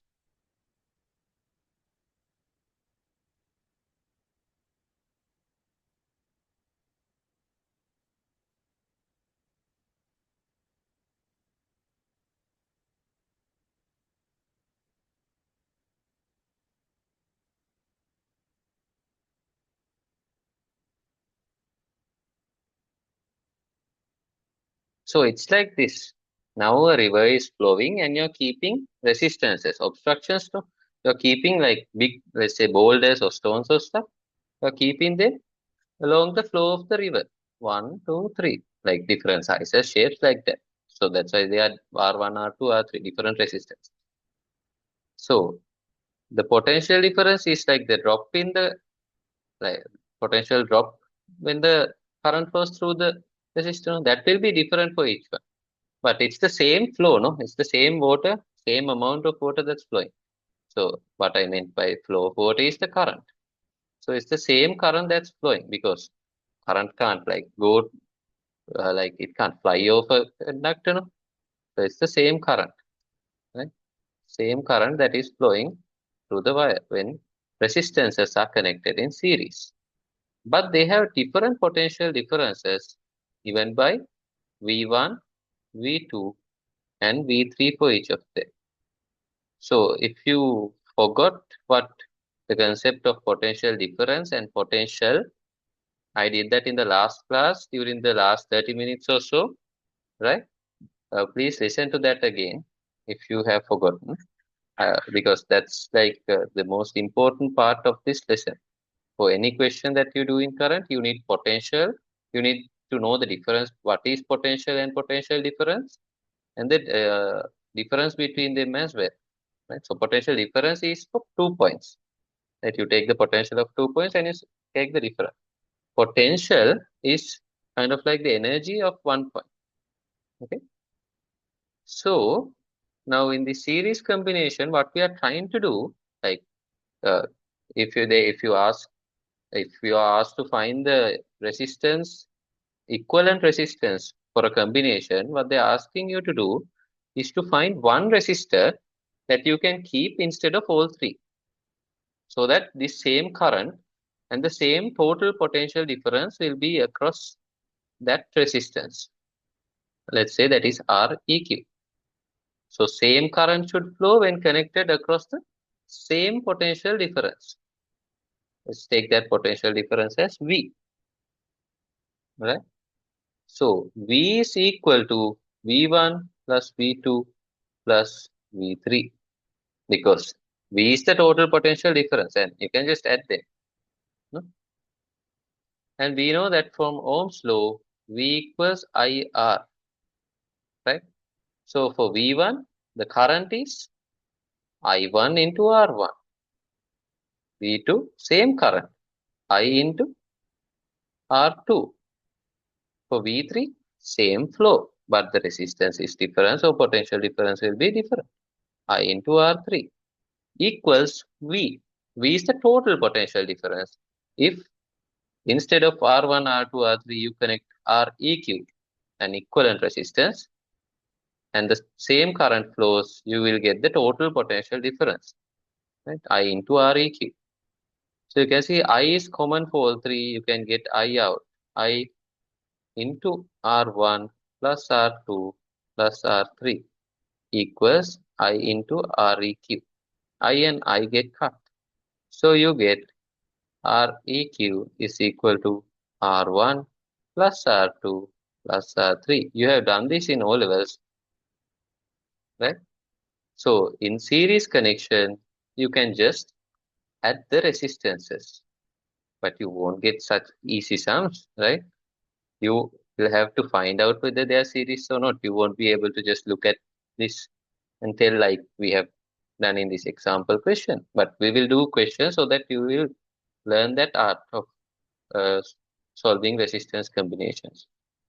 Right? So if the current is same and if the same current is flowing through them continuously, that means they are in series. And you can find the equivalent resistance by just adding the resistances. Okay? Because that like consider that you are that current flow or the water flow, right? The water in the river is flowing. So you're meeting one boulder and you're passing it. The same water is meeting the next boulder or the obstruction. The same water means the next obstruction. So that resistance is getting added, no? You're facing each and every resistance, no?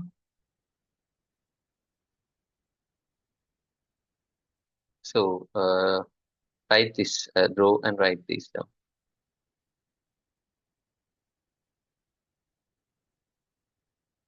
So I won't be doing potential dividers today because first we have to do resistor combinations very well, like the patterns and everything before going into that. Potential divider we will be doing next day with, I think we'll be able to do the meter Wheatstone bridge as well.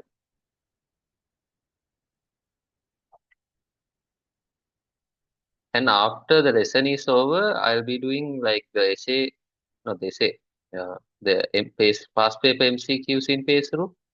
So we'll be doing that like as in a past paper class as well. Right?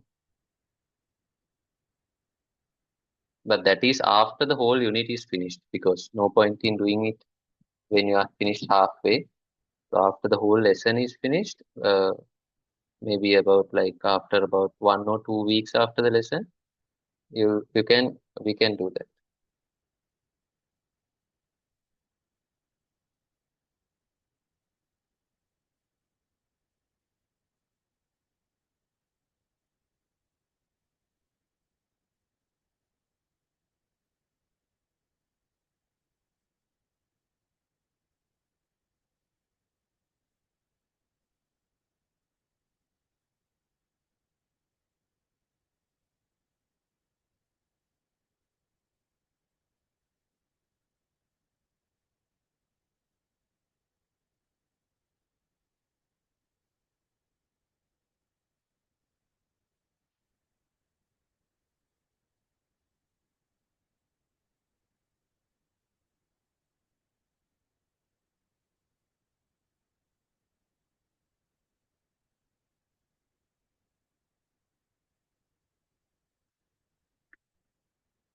Okay, so we will go to parallel combination.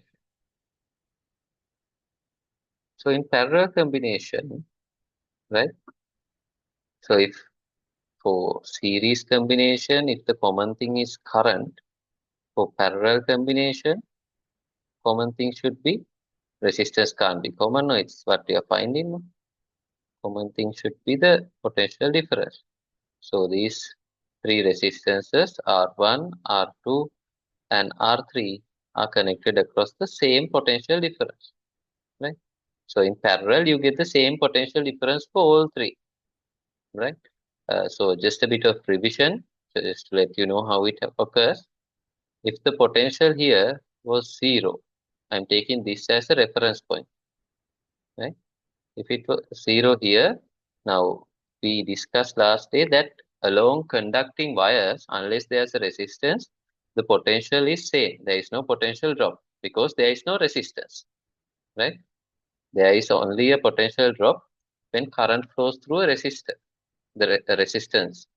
So since current is flowing through the conducting wires which have no resistance, it's potentially same till you meet a resistance. So here also 0.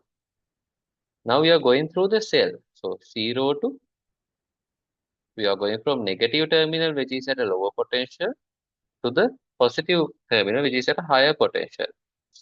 So that's increase is V.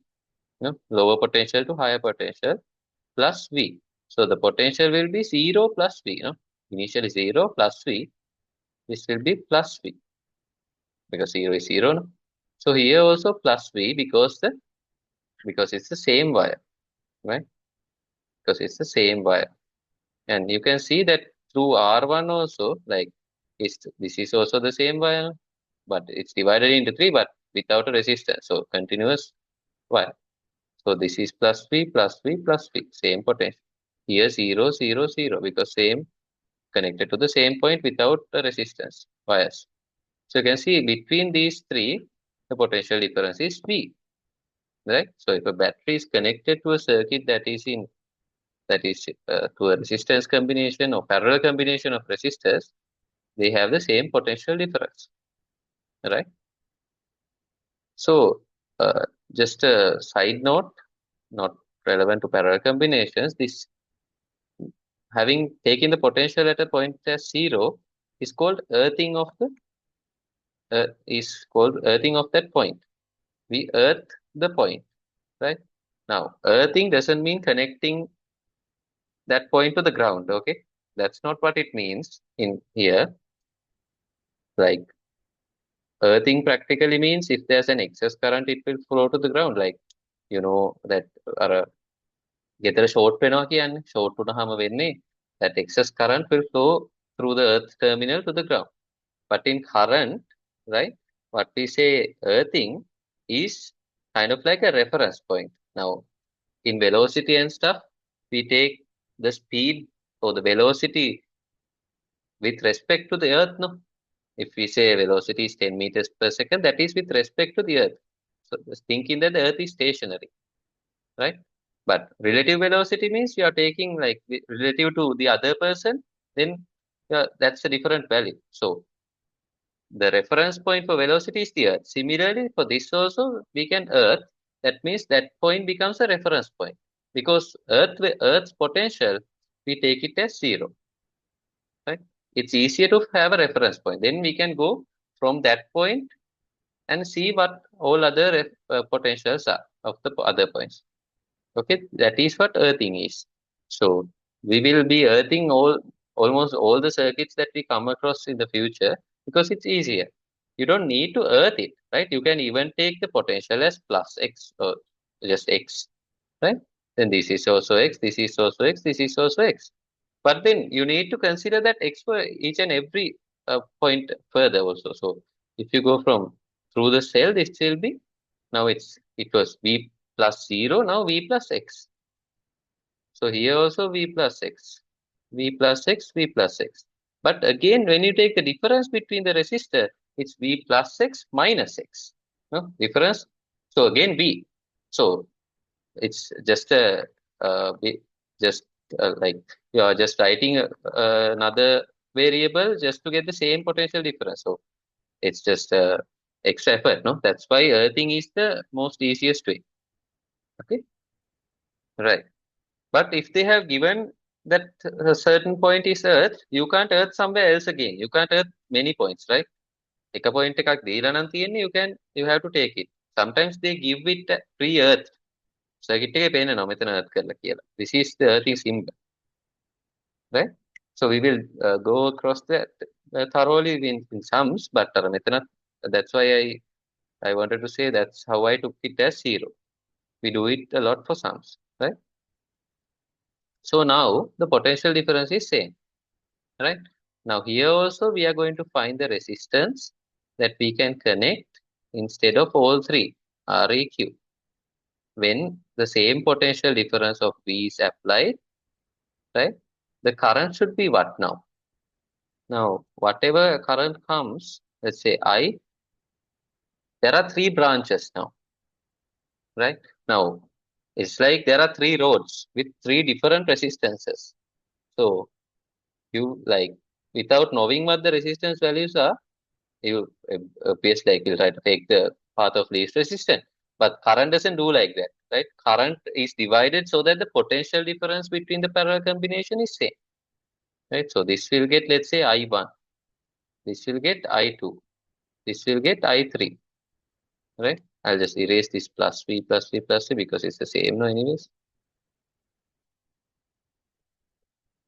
right? Current is I1, I2, and I3 for R1, R2, and R3 respectively.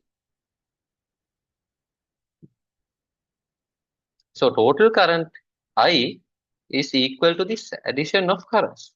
Huh? So I is equal to I1 plus I2 plus I3.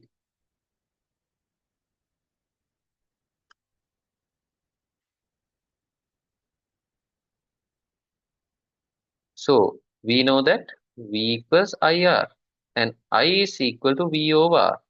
No? So same potential difference between everything. V over R1 is equal to I1 plus V over R2 is equal to I2. V over R3 is equal to I3. Right? So you can write it in the on the side. I1 equals V over R1. I2 equals V over R2. I3 equals V over R3. So the addition is equal to I, which is V, same potential difference, no? Over Req. Okay. So then we can write, I will write it up here because I don't have space. We can take V out. You get 1 over R1 plus 1 over R2 plus 1 over R3 is equal to V over Req. You can cut V, no? You get 1 over R1 plus 1 over R2 plus 1 over R3 equals 1 over Req. This is the equation for a parallel combination of resistances.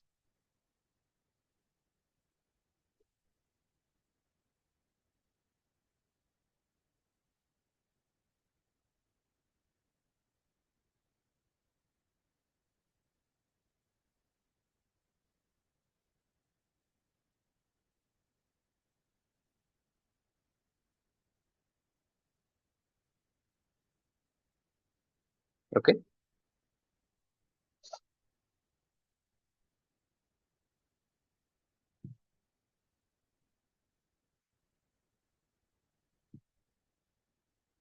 Write this down.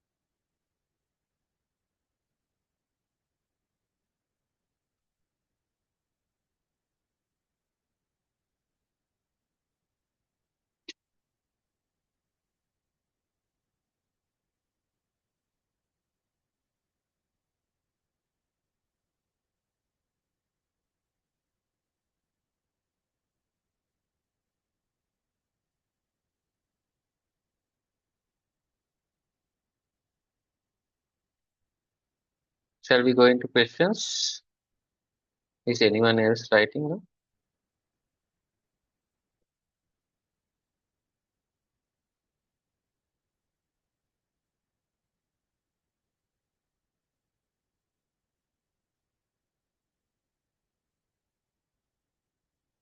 Okay, so we'll go into the questions.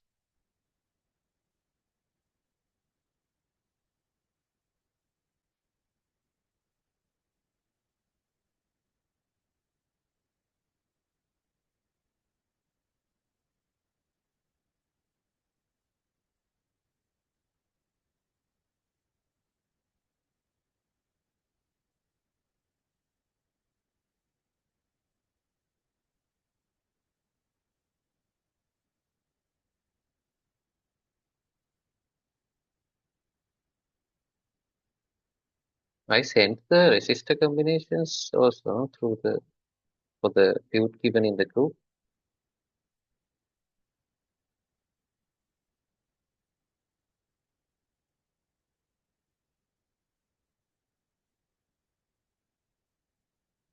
Yes.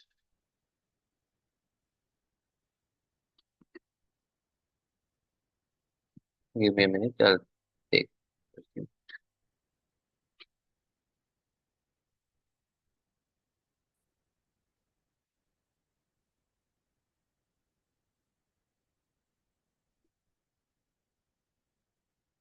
Okay.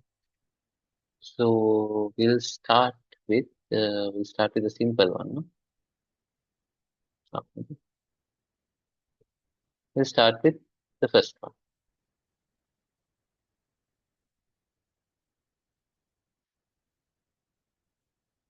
There are two resistances R1 and R2.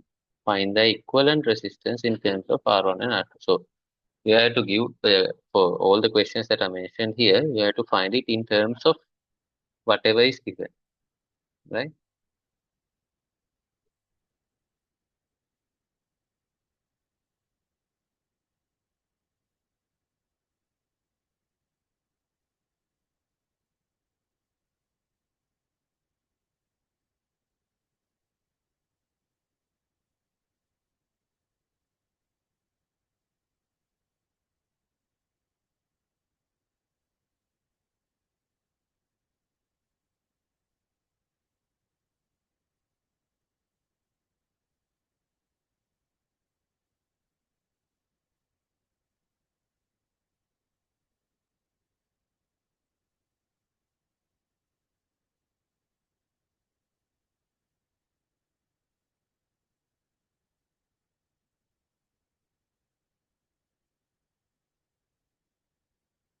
You can send the answer in the chat, right?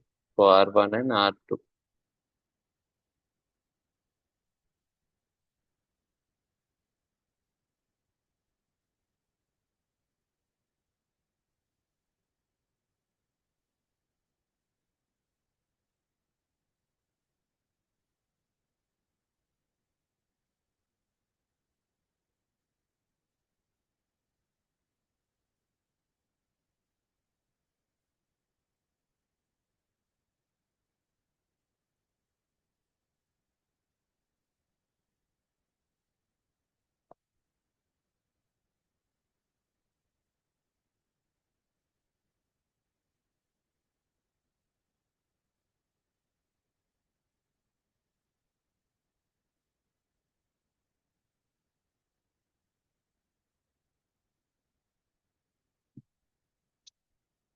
So it's a parallel connection, as you can see. You know, it's directly parallel to resistances. No? So 1 over R1 plus 1 over R2 equals 1 over Re. But here we can't stop there. We have to subject for Req. So what's the common denominator? R1 into R2. So multiply both up and down of 1 over R1 by R2 and R2 by R1. So you get R2 plus R1 over R1 R2, which is equal to 1 over Re. Now you have to cross multiply, no? Req equals R1 R2 over R1 plus R2.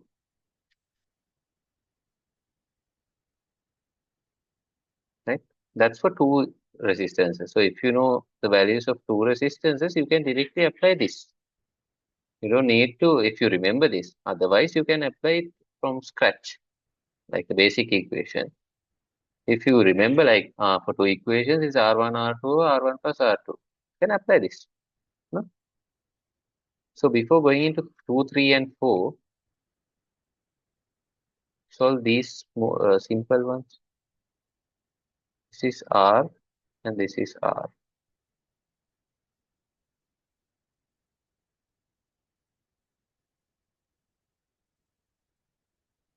This is R, three resistances. And the other one is, don't worry, it won't be 4. There are n number of resistors of value, equal resistors of value R. So find out the equivalent resistance for each of these. You can send your answers in the chat. First do for this two resistances, then send the answer. Then we'll check that and go to the next one.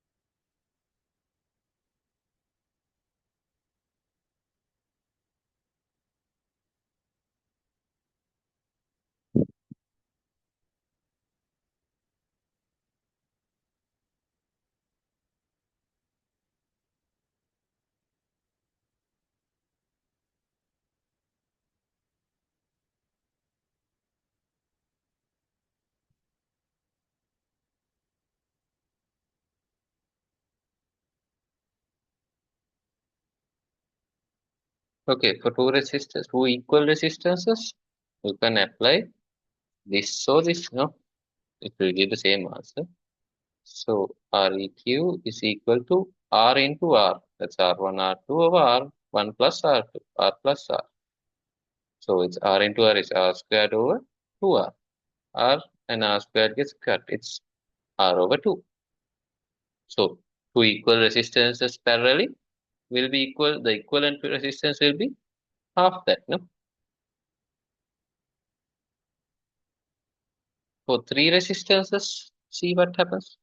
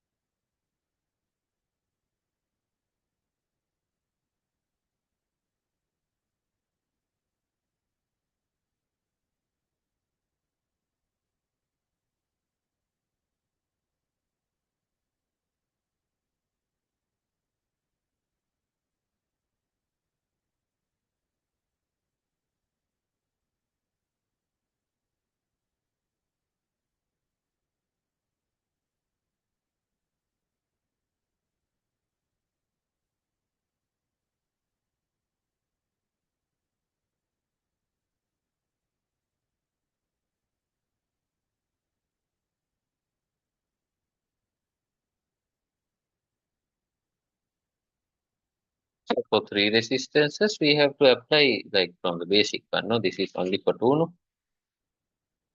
1 over r plus 1 over r plus 1 over r, no? Is equal to 1 over r eq. So here, since the denominator is same, you can add 1 plus 1 plus 1. So it's 3 over r equals 1 over r eq. You can't add denominators. So it's not 3 over 3r. You don't add denominator, no? So cross multiply. R eq is equal to r over 3. So I'm just giving 3 similar ones to show you a pattern. So now you can just calculate for n number of equal resistors just by looking at the identifying the pattern for parallel resistances. Send the answer in the chat.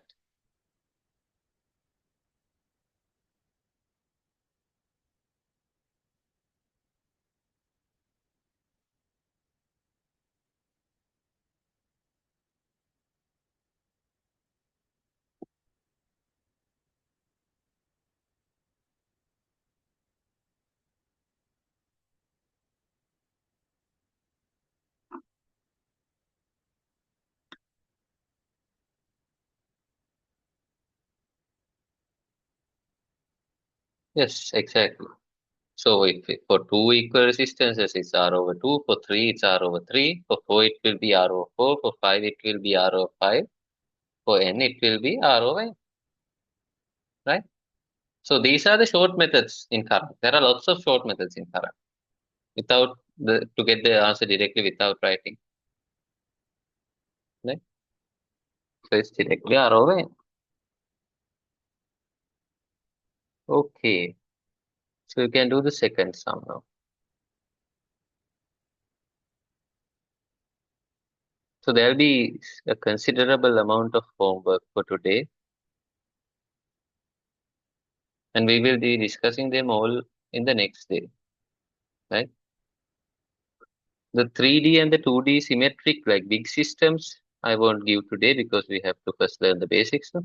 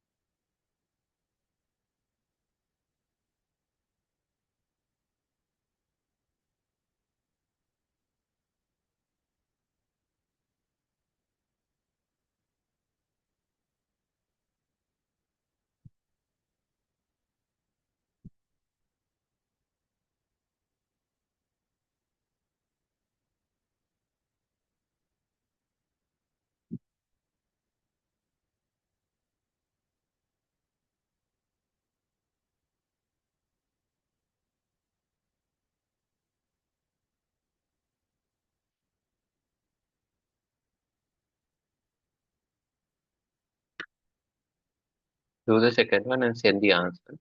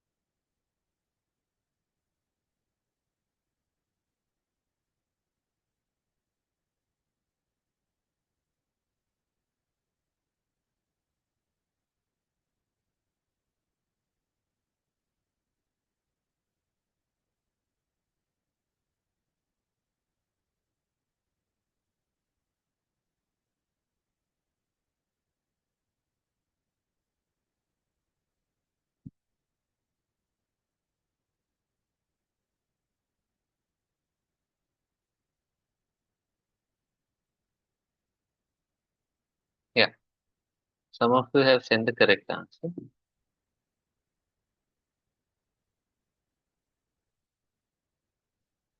So we'll see. There is 6R, right? That is not in parallel with anyone. And there is 4R and 12R. So what can you do first? So you can clearly see that 12R and 4R are in parallel with each other. No? So first we have to calculate that equivalent resistance for these two. That 6R is in series with that resistance, let's say R dash, right? So the equivalent for 12R and 4R, that will be R1 into R2. I'll just keep it written here. R1 into R2 over R1 plus R2 for two parallel resistance. So it's 12R into 4R over 12 plus 4R. That is 12 plus 4 is 16R. So here 1, here 4. 12R over 4 is 3R. R dash is 3R. So 6R and 3R in series. 6R and 3R in series. So just add them together, no? So equivalent resistance for the whole circuit is 6R plus 3R. That's 9R, no? 9R.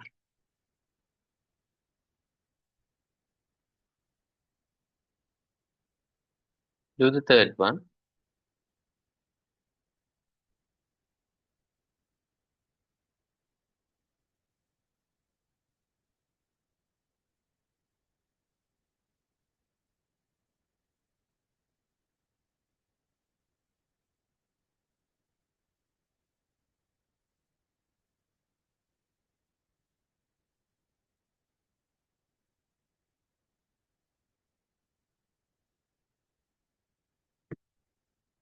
The third one එක පොඩ්ඩක් අමුතුයි. resistance එකක් තියෙනවා. අනිත් එක මොකක්ද? resistance එකක් නෙමෙයි.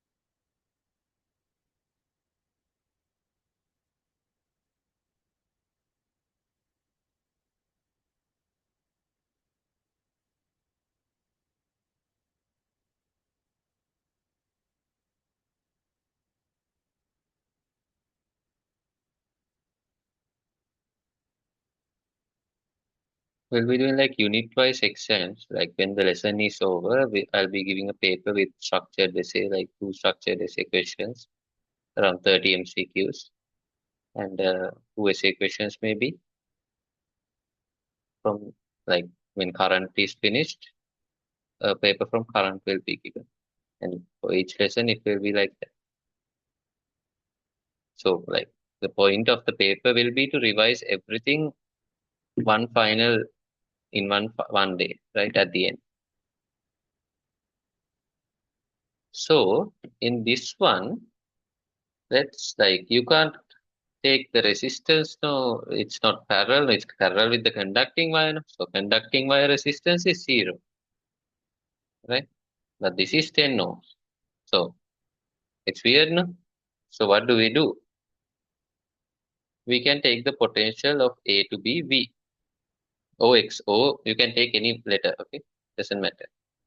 And we are going through, uh, this circuit or the wire, right? I'll just draw this in black, 10 ohm. Here is 0. So this potential is V, and now here there's a resistance. But now there's a path where there is zero resistance. So through that path, the potential should be the same, no? Here also V, here also V, because it's the same wire. Then the potential at B is also V. Why? Because it's the same wire and this path doesn't have any resistance. So you can see if the potential at A and B are equal, same, no? There is no potential drop across the resistor. There is no potential drop across this resistor. Then current through the resistor is equal to V equals IR, no? If there is no potential drop, this is zero. Potential difference, right? V minus V, that is zero. Then even if it has a resistance, current will be zero, no? I is equal to zero through the 10 ohm resistance. Because now there is a path where you can have zero resistance. So who doesn't like zero resistance, no? Why would you go where there is so much of resistance, so much obstruction to your movement, when there is a very path that has so much of freedom in it? Like absolute freedom is there, right? But when this is connected, the current won't think like 4R අඩුවෙන් 12R වලට වඩා ඉතින් මම ඒකෙන් යන්නම් ඔක්කොම කියලා එහෙම යන්න බෑ. Because it has certain principles where the potential difference should be constant. So here it obeys it, no? මෙතන potential difference එක බිඳුවයි.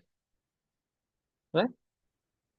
So the total current coming from A would flow through the conducting wire, not through this 10 ohm. Current through the 10 ohm is 0.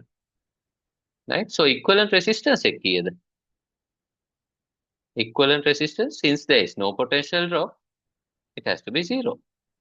Equivalent resistance is 0. So like that is to this question shows us like when a conducting wire is connected across a resistor, there is no point in the resistor, no?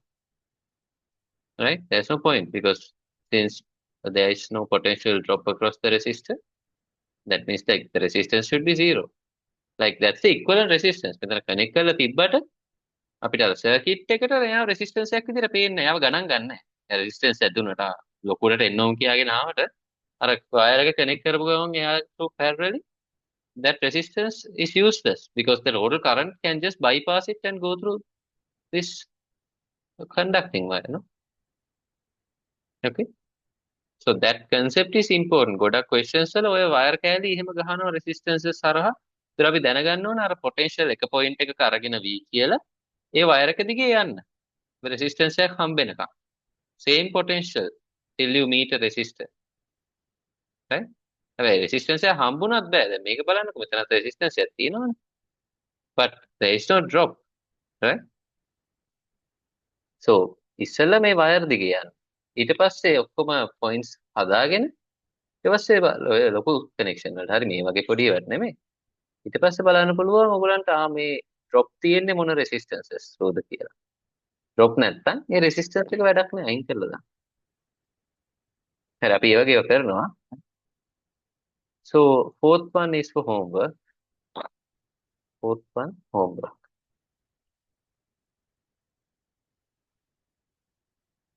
4, 5, 4, 5, 9, 4, 5, 9,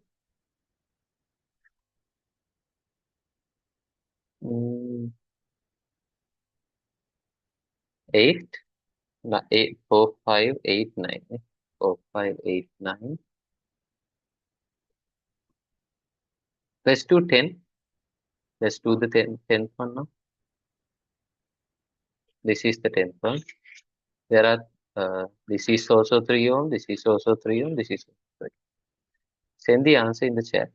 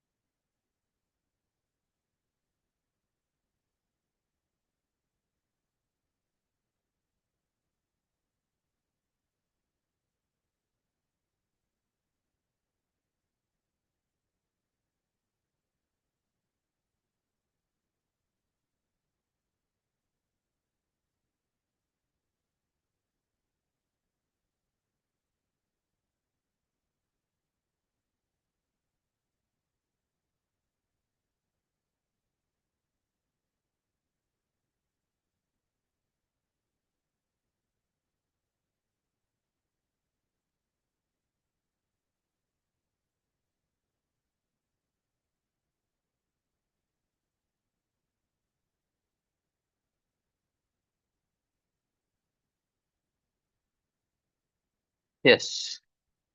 So what you have sent is correct. So it's a simple අර අපි කියන්නේ it's a ඇස්පැන්දුමක් නේ. So most of these resistor connections are very simple, but they have drawn it so that they seem very hard, right?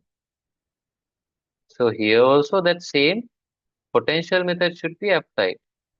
Like if you can't see how they are connected directly, always apply the potential method that I just showed you. Take a potential of one of the terminals. The terminals taken A and B here. So this is 3, 3 and 3. So let's take for A, it's again B. So this way there's a resistance. This way it's the same wire. So this point should also be V. Right? Oh, let's take this. Oh, V කියලා ගමුකෝ.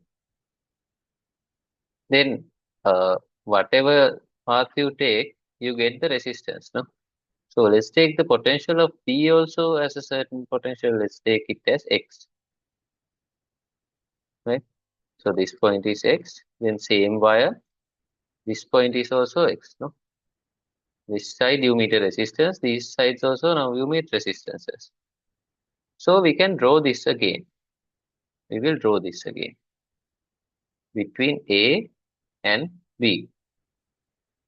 The potential here is V, between this at B is X. You can take the potential as A and B as well. හරි ඒක ලේසි නෙවෙයි because අඩුයිනේ. So between starting from V, this 3 ohm is there. මේ මෙතනත් 3 ohm එකක් එනවා. මේ 3 ohm එකත් starting from V. So there are 3 ohms.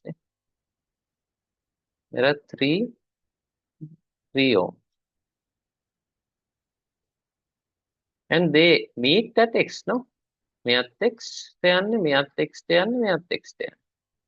So this is going to X, this is going to X, this is going to X. අන්තිමට මේ මොකද්ද තියෙන්නේ? 3 ohm resistances, 3 ohm resistances in parallel. අපි දන්නවා if it's equal, you can get the equivalent resistance by just dividing the resistance of one by the number of resistance. It's 1 ohm. නේ R over N කියලා අපි ගත්තේ. So it's 3 over 3.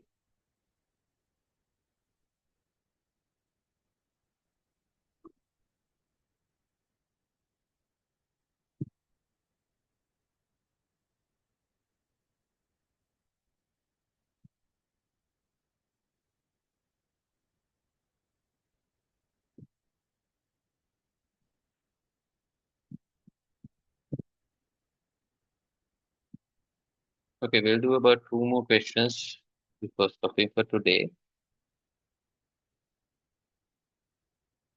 Because like these basic questions are important because each question teaches us a certain, like when we do big questions, we need lots of concepts, no? Lots of small concepts we need when we do big questions, big assistance systems.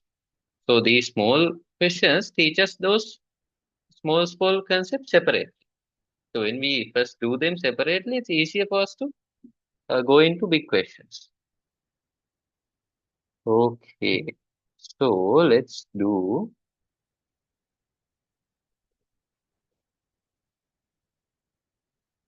You can do 29 for homework, 29, 30 for homework, 29 and 30 for homework. 29 is the same sum we did right now, no? 29 and 30 for homework. So 29 you can do or not, same sum. Ne? And 30, do 33 now.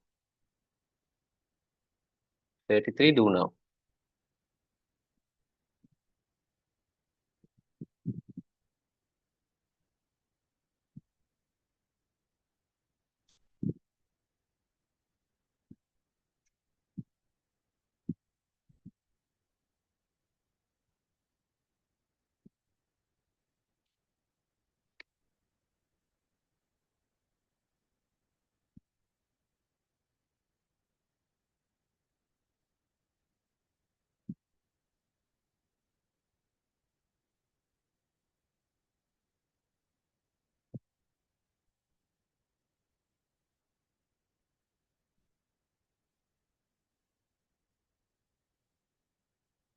31 is also homework and so is 32. So 30, 31, 32, all three home.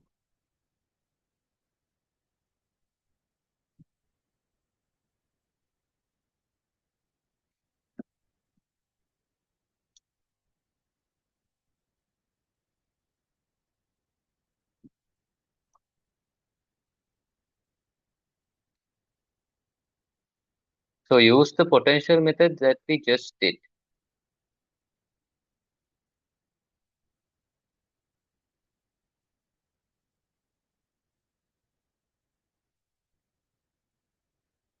You can take the potentials as A and B equal AC නේ V and X කියලා ගන්නවට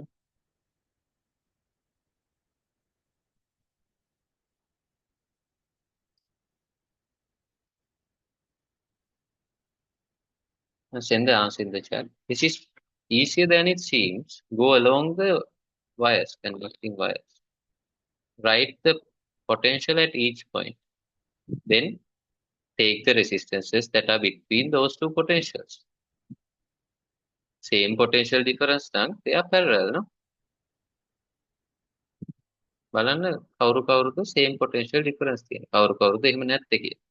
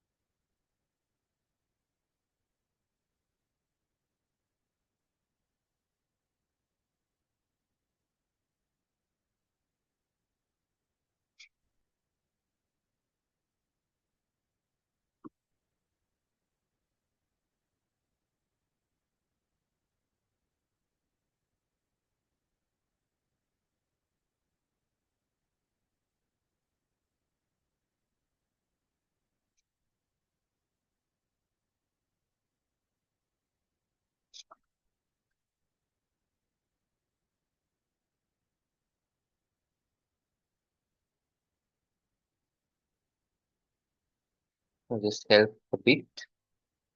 So the potential take this point as A and this as B. So you're going along the wire, right? Same wire, no? So this point is also A. Like this through the 3 ohm, it can't be A because you're going through a resistor now, no? And you're going along this wire. One point is B, so the other point should also be B. Same wire, no? Then draw the resistances between A and B and see what you get.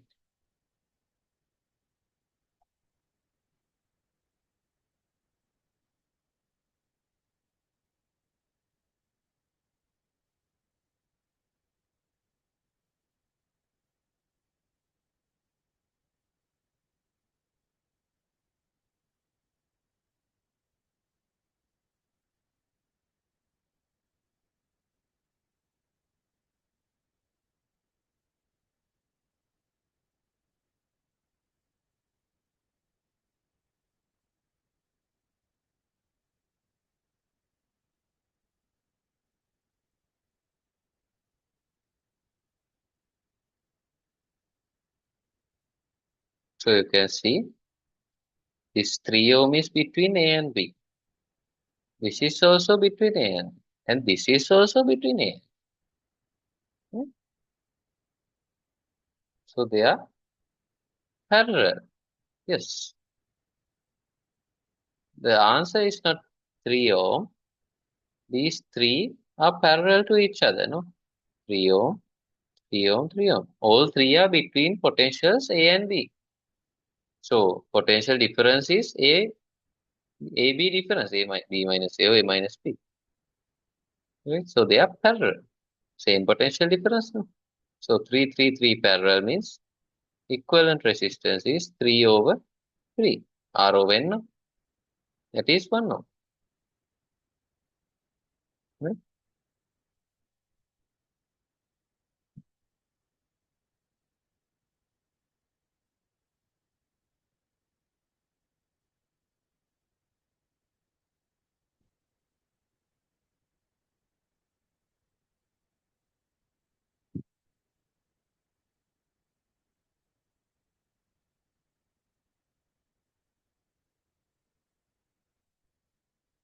If there's any doubt, just ask.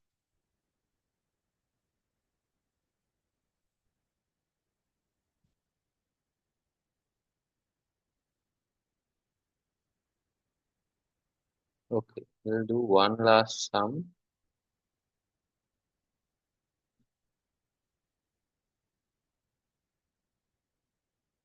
8 and 9 I gave for homework, so also do the sixth one for also for homework.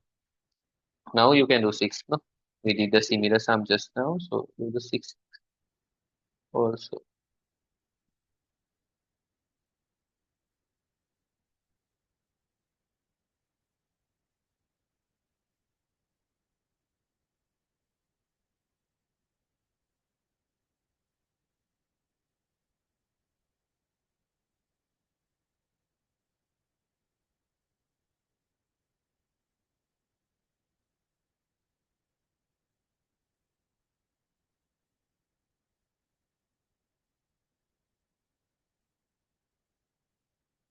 Do the 12th one, 12th sum.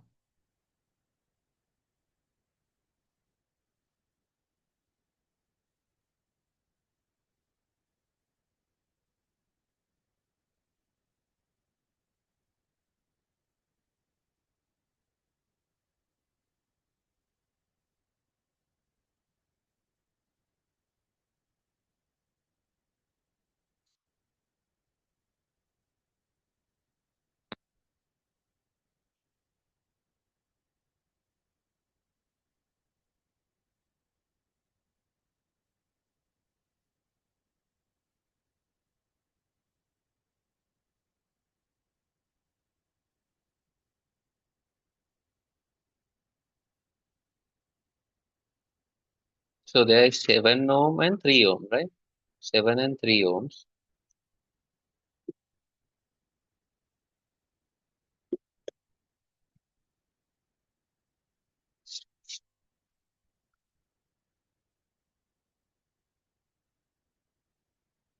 This is easier than what we did just now, like nothing new here. So 3,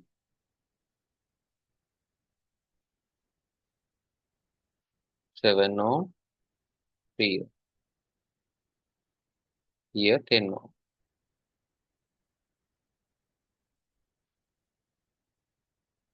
Here also 10 ohm.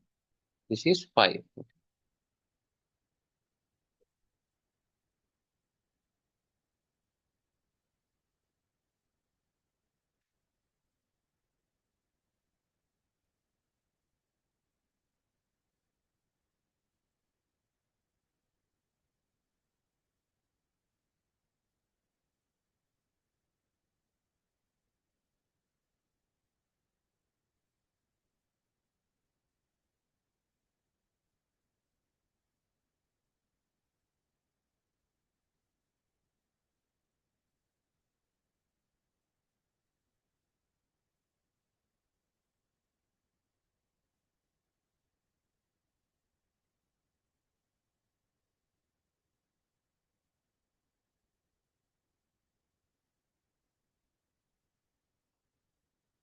So look at the diagram and see which ones are series.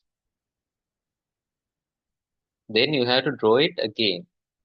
You can't solve these diagrams directly. You always have to go step by step.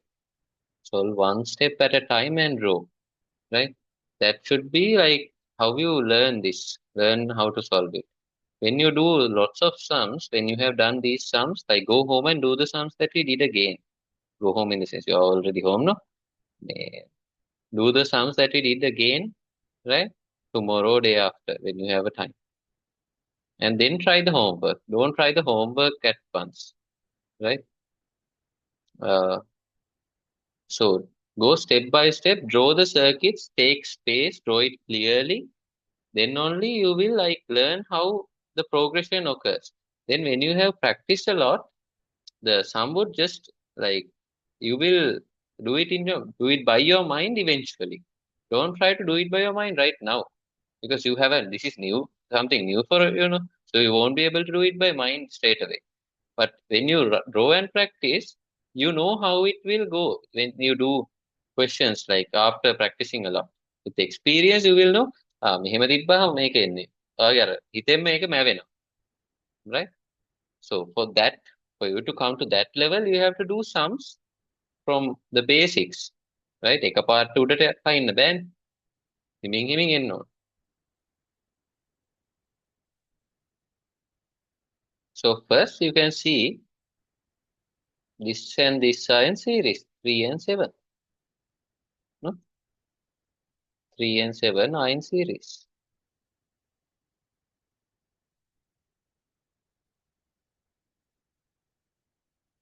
So 3 plus 7, that is 10 ohms. Right. Then again you have to see what's series or what's parallel and draw. So I'll give you 1 or 2 minutes to send an answer.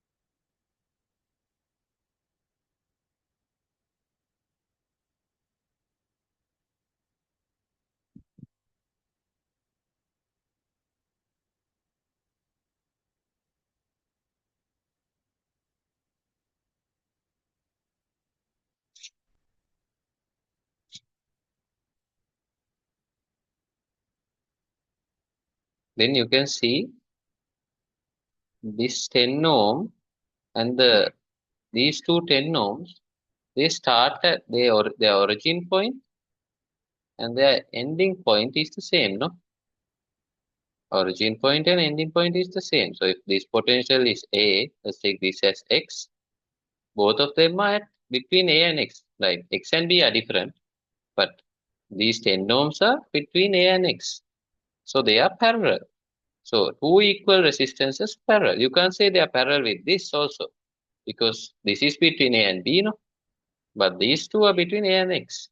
So 10 and 10 parallel means two equal resistances parallel, 10 ohm over 2, no? 5 ohms. So you can write now. So these two will give 5 ohms. There's another 5 here. And there's a 10 ohm here. So you can see this, although it's like a triangle, it's the just bent no ne. Wires වලට ඕන විදියකට හදන්න පුළුවන්. So these bendings are just to confuse us. නේ? අපි අර ලස්සන්ට කොටුවට වගේ ඇඳට ඒගොල්ලෝ මේක නවලා දෙනවා තැනින් තැනින්. එකම වයර් එකනේ නේ. ඒතර කරන්ට් එක මෙහෙම ගිහිල්ලා අර හරවල එනවා. එකම කරන්ට් එක. So same current flows means they are series 5 and 5. Add them. 5 plus 5 is 10. නේද? මේ දෙන්න වෙනුවට මේ 10 ohm එක උඩින් ඉන්නවා. ඒ කියන්නේ මේ දෙන්න වෙනුවට අපිට තව 10 ohm එකක් දාන්න පුළුවන්. This 10 ohm is still there. So 10 ohm and 10 ohm, you can see they are parallel. So 10 ohm දෙකක් equal resistances දෙකක් parallel, equivalent will be equal to half that නේ. අර දැන් වෙද්දි හිතින් 10 and 10 නේද? ලියන්න ඕනේ. 5 ohm. So equivalent resistance for this circuit, right? Resistance between A and B is 5 ohm. Alright, that is how you do like a මේක පොඩ්ඩක් ලොකු සම් එකක් නේ කලින් කරේ ඒවට වඩා. parallel ගන්න ඕන, series ගන්න ඕන, ආයෙ parallel ගන්න ඕන එහෙමනේ. So equivalent resistance is 5 ohms නේ. So අර හිතින් කරපු විදිය දැන් ඔයාලට ඉස්සරහට කරලා පුළුවන් වෙන තැනකට එන්නේ 7 plus 3 10. නේද? 10 and 10 parallel. So it should be 5. 5 and 5 series නේ. 10. Then this 10 and 10 parallel. So it's 5. අර එහෙම හිතින් පුළුවන් වෙන්න ඕන, but for now follow this path. Okay? Because I used to do like this, step by step විදියට තමයි level කාලේ කරේ, and I can guarantee you that it will uh, like help you come to a position where you can do the sums by mind. You won't, if you try to do it by mind, like මුලින්ම හිතින් කරන්න හැදුවොත් ඒක අමාරුයි.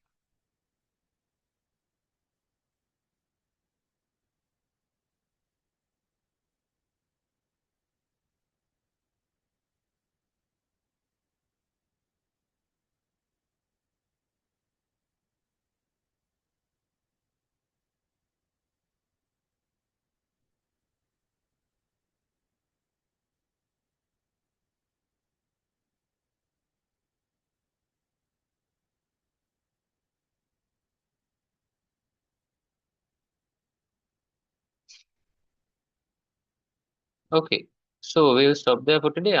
Homework තව ටිකක් දෙන්න පුළුවන් නේ. Do the 11th one. දැන් අපි ඔය වගේ පොඩි එකක් නේ කරේ. Do 11th one and also 14 and 16. 11, 14, 16. So මෙතන sums කීයද තියෙන්නේ? sums 50ක් වගේ. අපි දැන්ටමත් කරලා තියෙනවා 10ක්. homework වලටත් 10ක් විතර දුන්නා. 20ක් විතර ඒක. Do 11 also, 14 and 16. අර මම කලින් කිව්ව ටිකත් දාගන්න තියෙන්නේ නේ. So මම ආයෙ පාර repeat කරන්නම් දුන්න ටික. In the other questions මේ ටික. So I'll erase this. I hope everyone's written it. In the theory questions here, මේ ටිකේ කරන්න ඕන 20, 21, 23, 24. Right? 20, 21, 23 and 24. මේ හැටි. And in the resistance circuit patterns, you have to do 5, 6, 8, 9, 11, 14, 16, 30, 31, 32. 10ක් තියෙනවා. නෝනේ හරියටම 10යි. homework 14ක් තියෙනවා. So in physics, the more you do sums, or the more questions that you do, the better you will get. Right? Theory වලින් යන subject එක නෙමෙයි. So that's why even in the tute I have given some like theory parts තියෙන ඒවා I have given a note. But those where you need to remember diagrams, need to remember equations, need to draw graphs, I have like done it in a kind of student-centered manner. So boring වෙන්නෙත් නෑ. ඒතකොට ඔයගොල්ලන්ටත් අර වැඩක් තියෙනවනේ කරන්න. නැත්නම් මම කියන එක මහන් ඉන්නනේ වෙන්නේ. ඔක්කොම note එක තිබ්බොත්. So right. So next week we'll be doing symmetric resistance systems and 2D and 3D resistance systems and also potential dividers. Right? We can do all those. And yeah, we can go to Wheatstone bridge concept as well. එතකොට මේ lesson එකේ ලොකු part එකක් ඉවරයි. Basic parts ඔක්කොම එතකොට ඉවර වෙනවා. Like then you can like after next week I think you'll be able, like no maybe not after next week. ඊට පස්සේ week එකකට පස්සේ you'll be able to do the first part of that Pesuru book. Right? You know the Pesuru book නේ? මේ ඒකේ current වල අර first topic එක තියෙනවා. මට හරියට මතක නැහැ. Resistance combination and ඔහොම එකක් නේ තියෙන්නේ. ඒකේ තියෙනවා sums 60ක් විතර. ඒකේ තමයි ගොඩක්ම sums තියෙන්නේ because all the basics contribute to the major sums. Right? මේ basics ඔක්කොම එකතු වෙලා තමයි අන්තිමට sum එක එන්නේ. ඒ ටික ඔයගලන්ට කරන්න පුළුවන්. and අර මම කියවනේ papers විදිහට past papers discuss කරනවා කියන්නේ. ඒකෙදිත් ඒ ටික කරනවා. So you can do තනියෙන් කරන්නත් පුළුවන් කිසි ප්‍රශ්නයක් නැහැ. ඒක උත්තර තියෙනවනේ. And I will be doing a session separately after like current is over.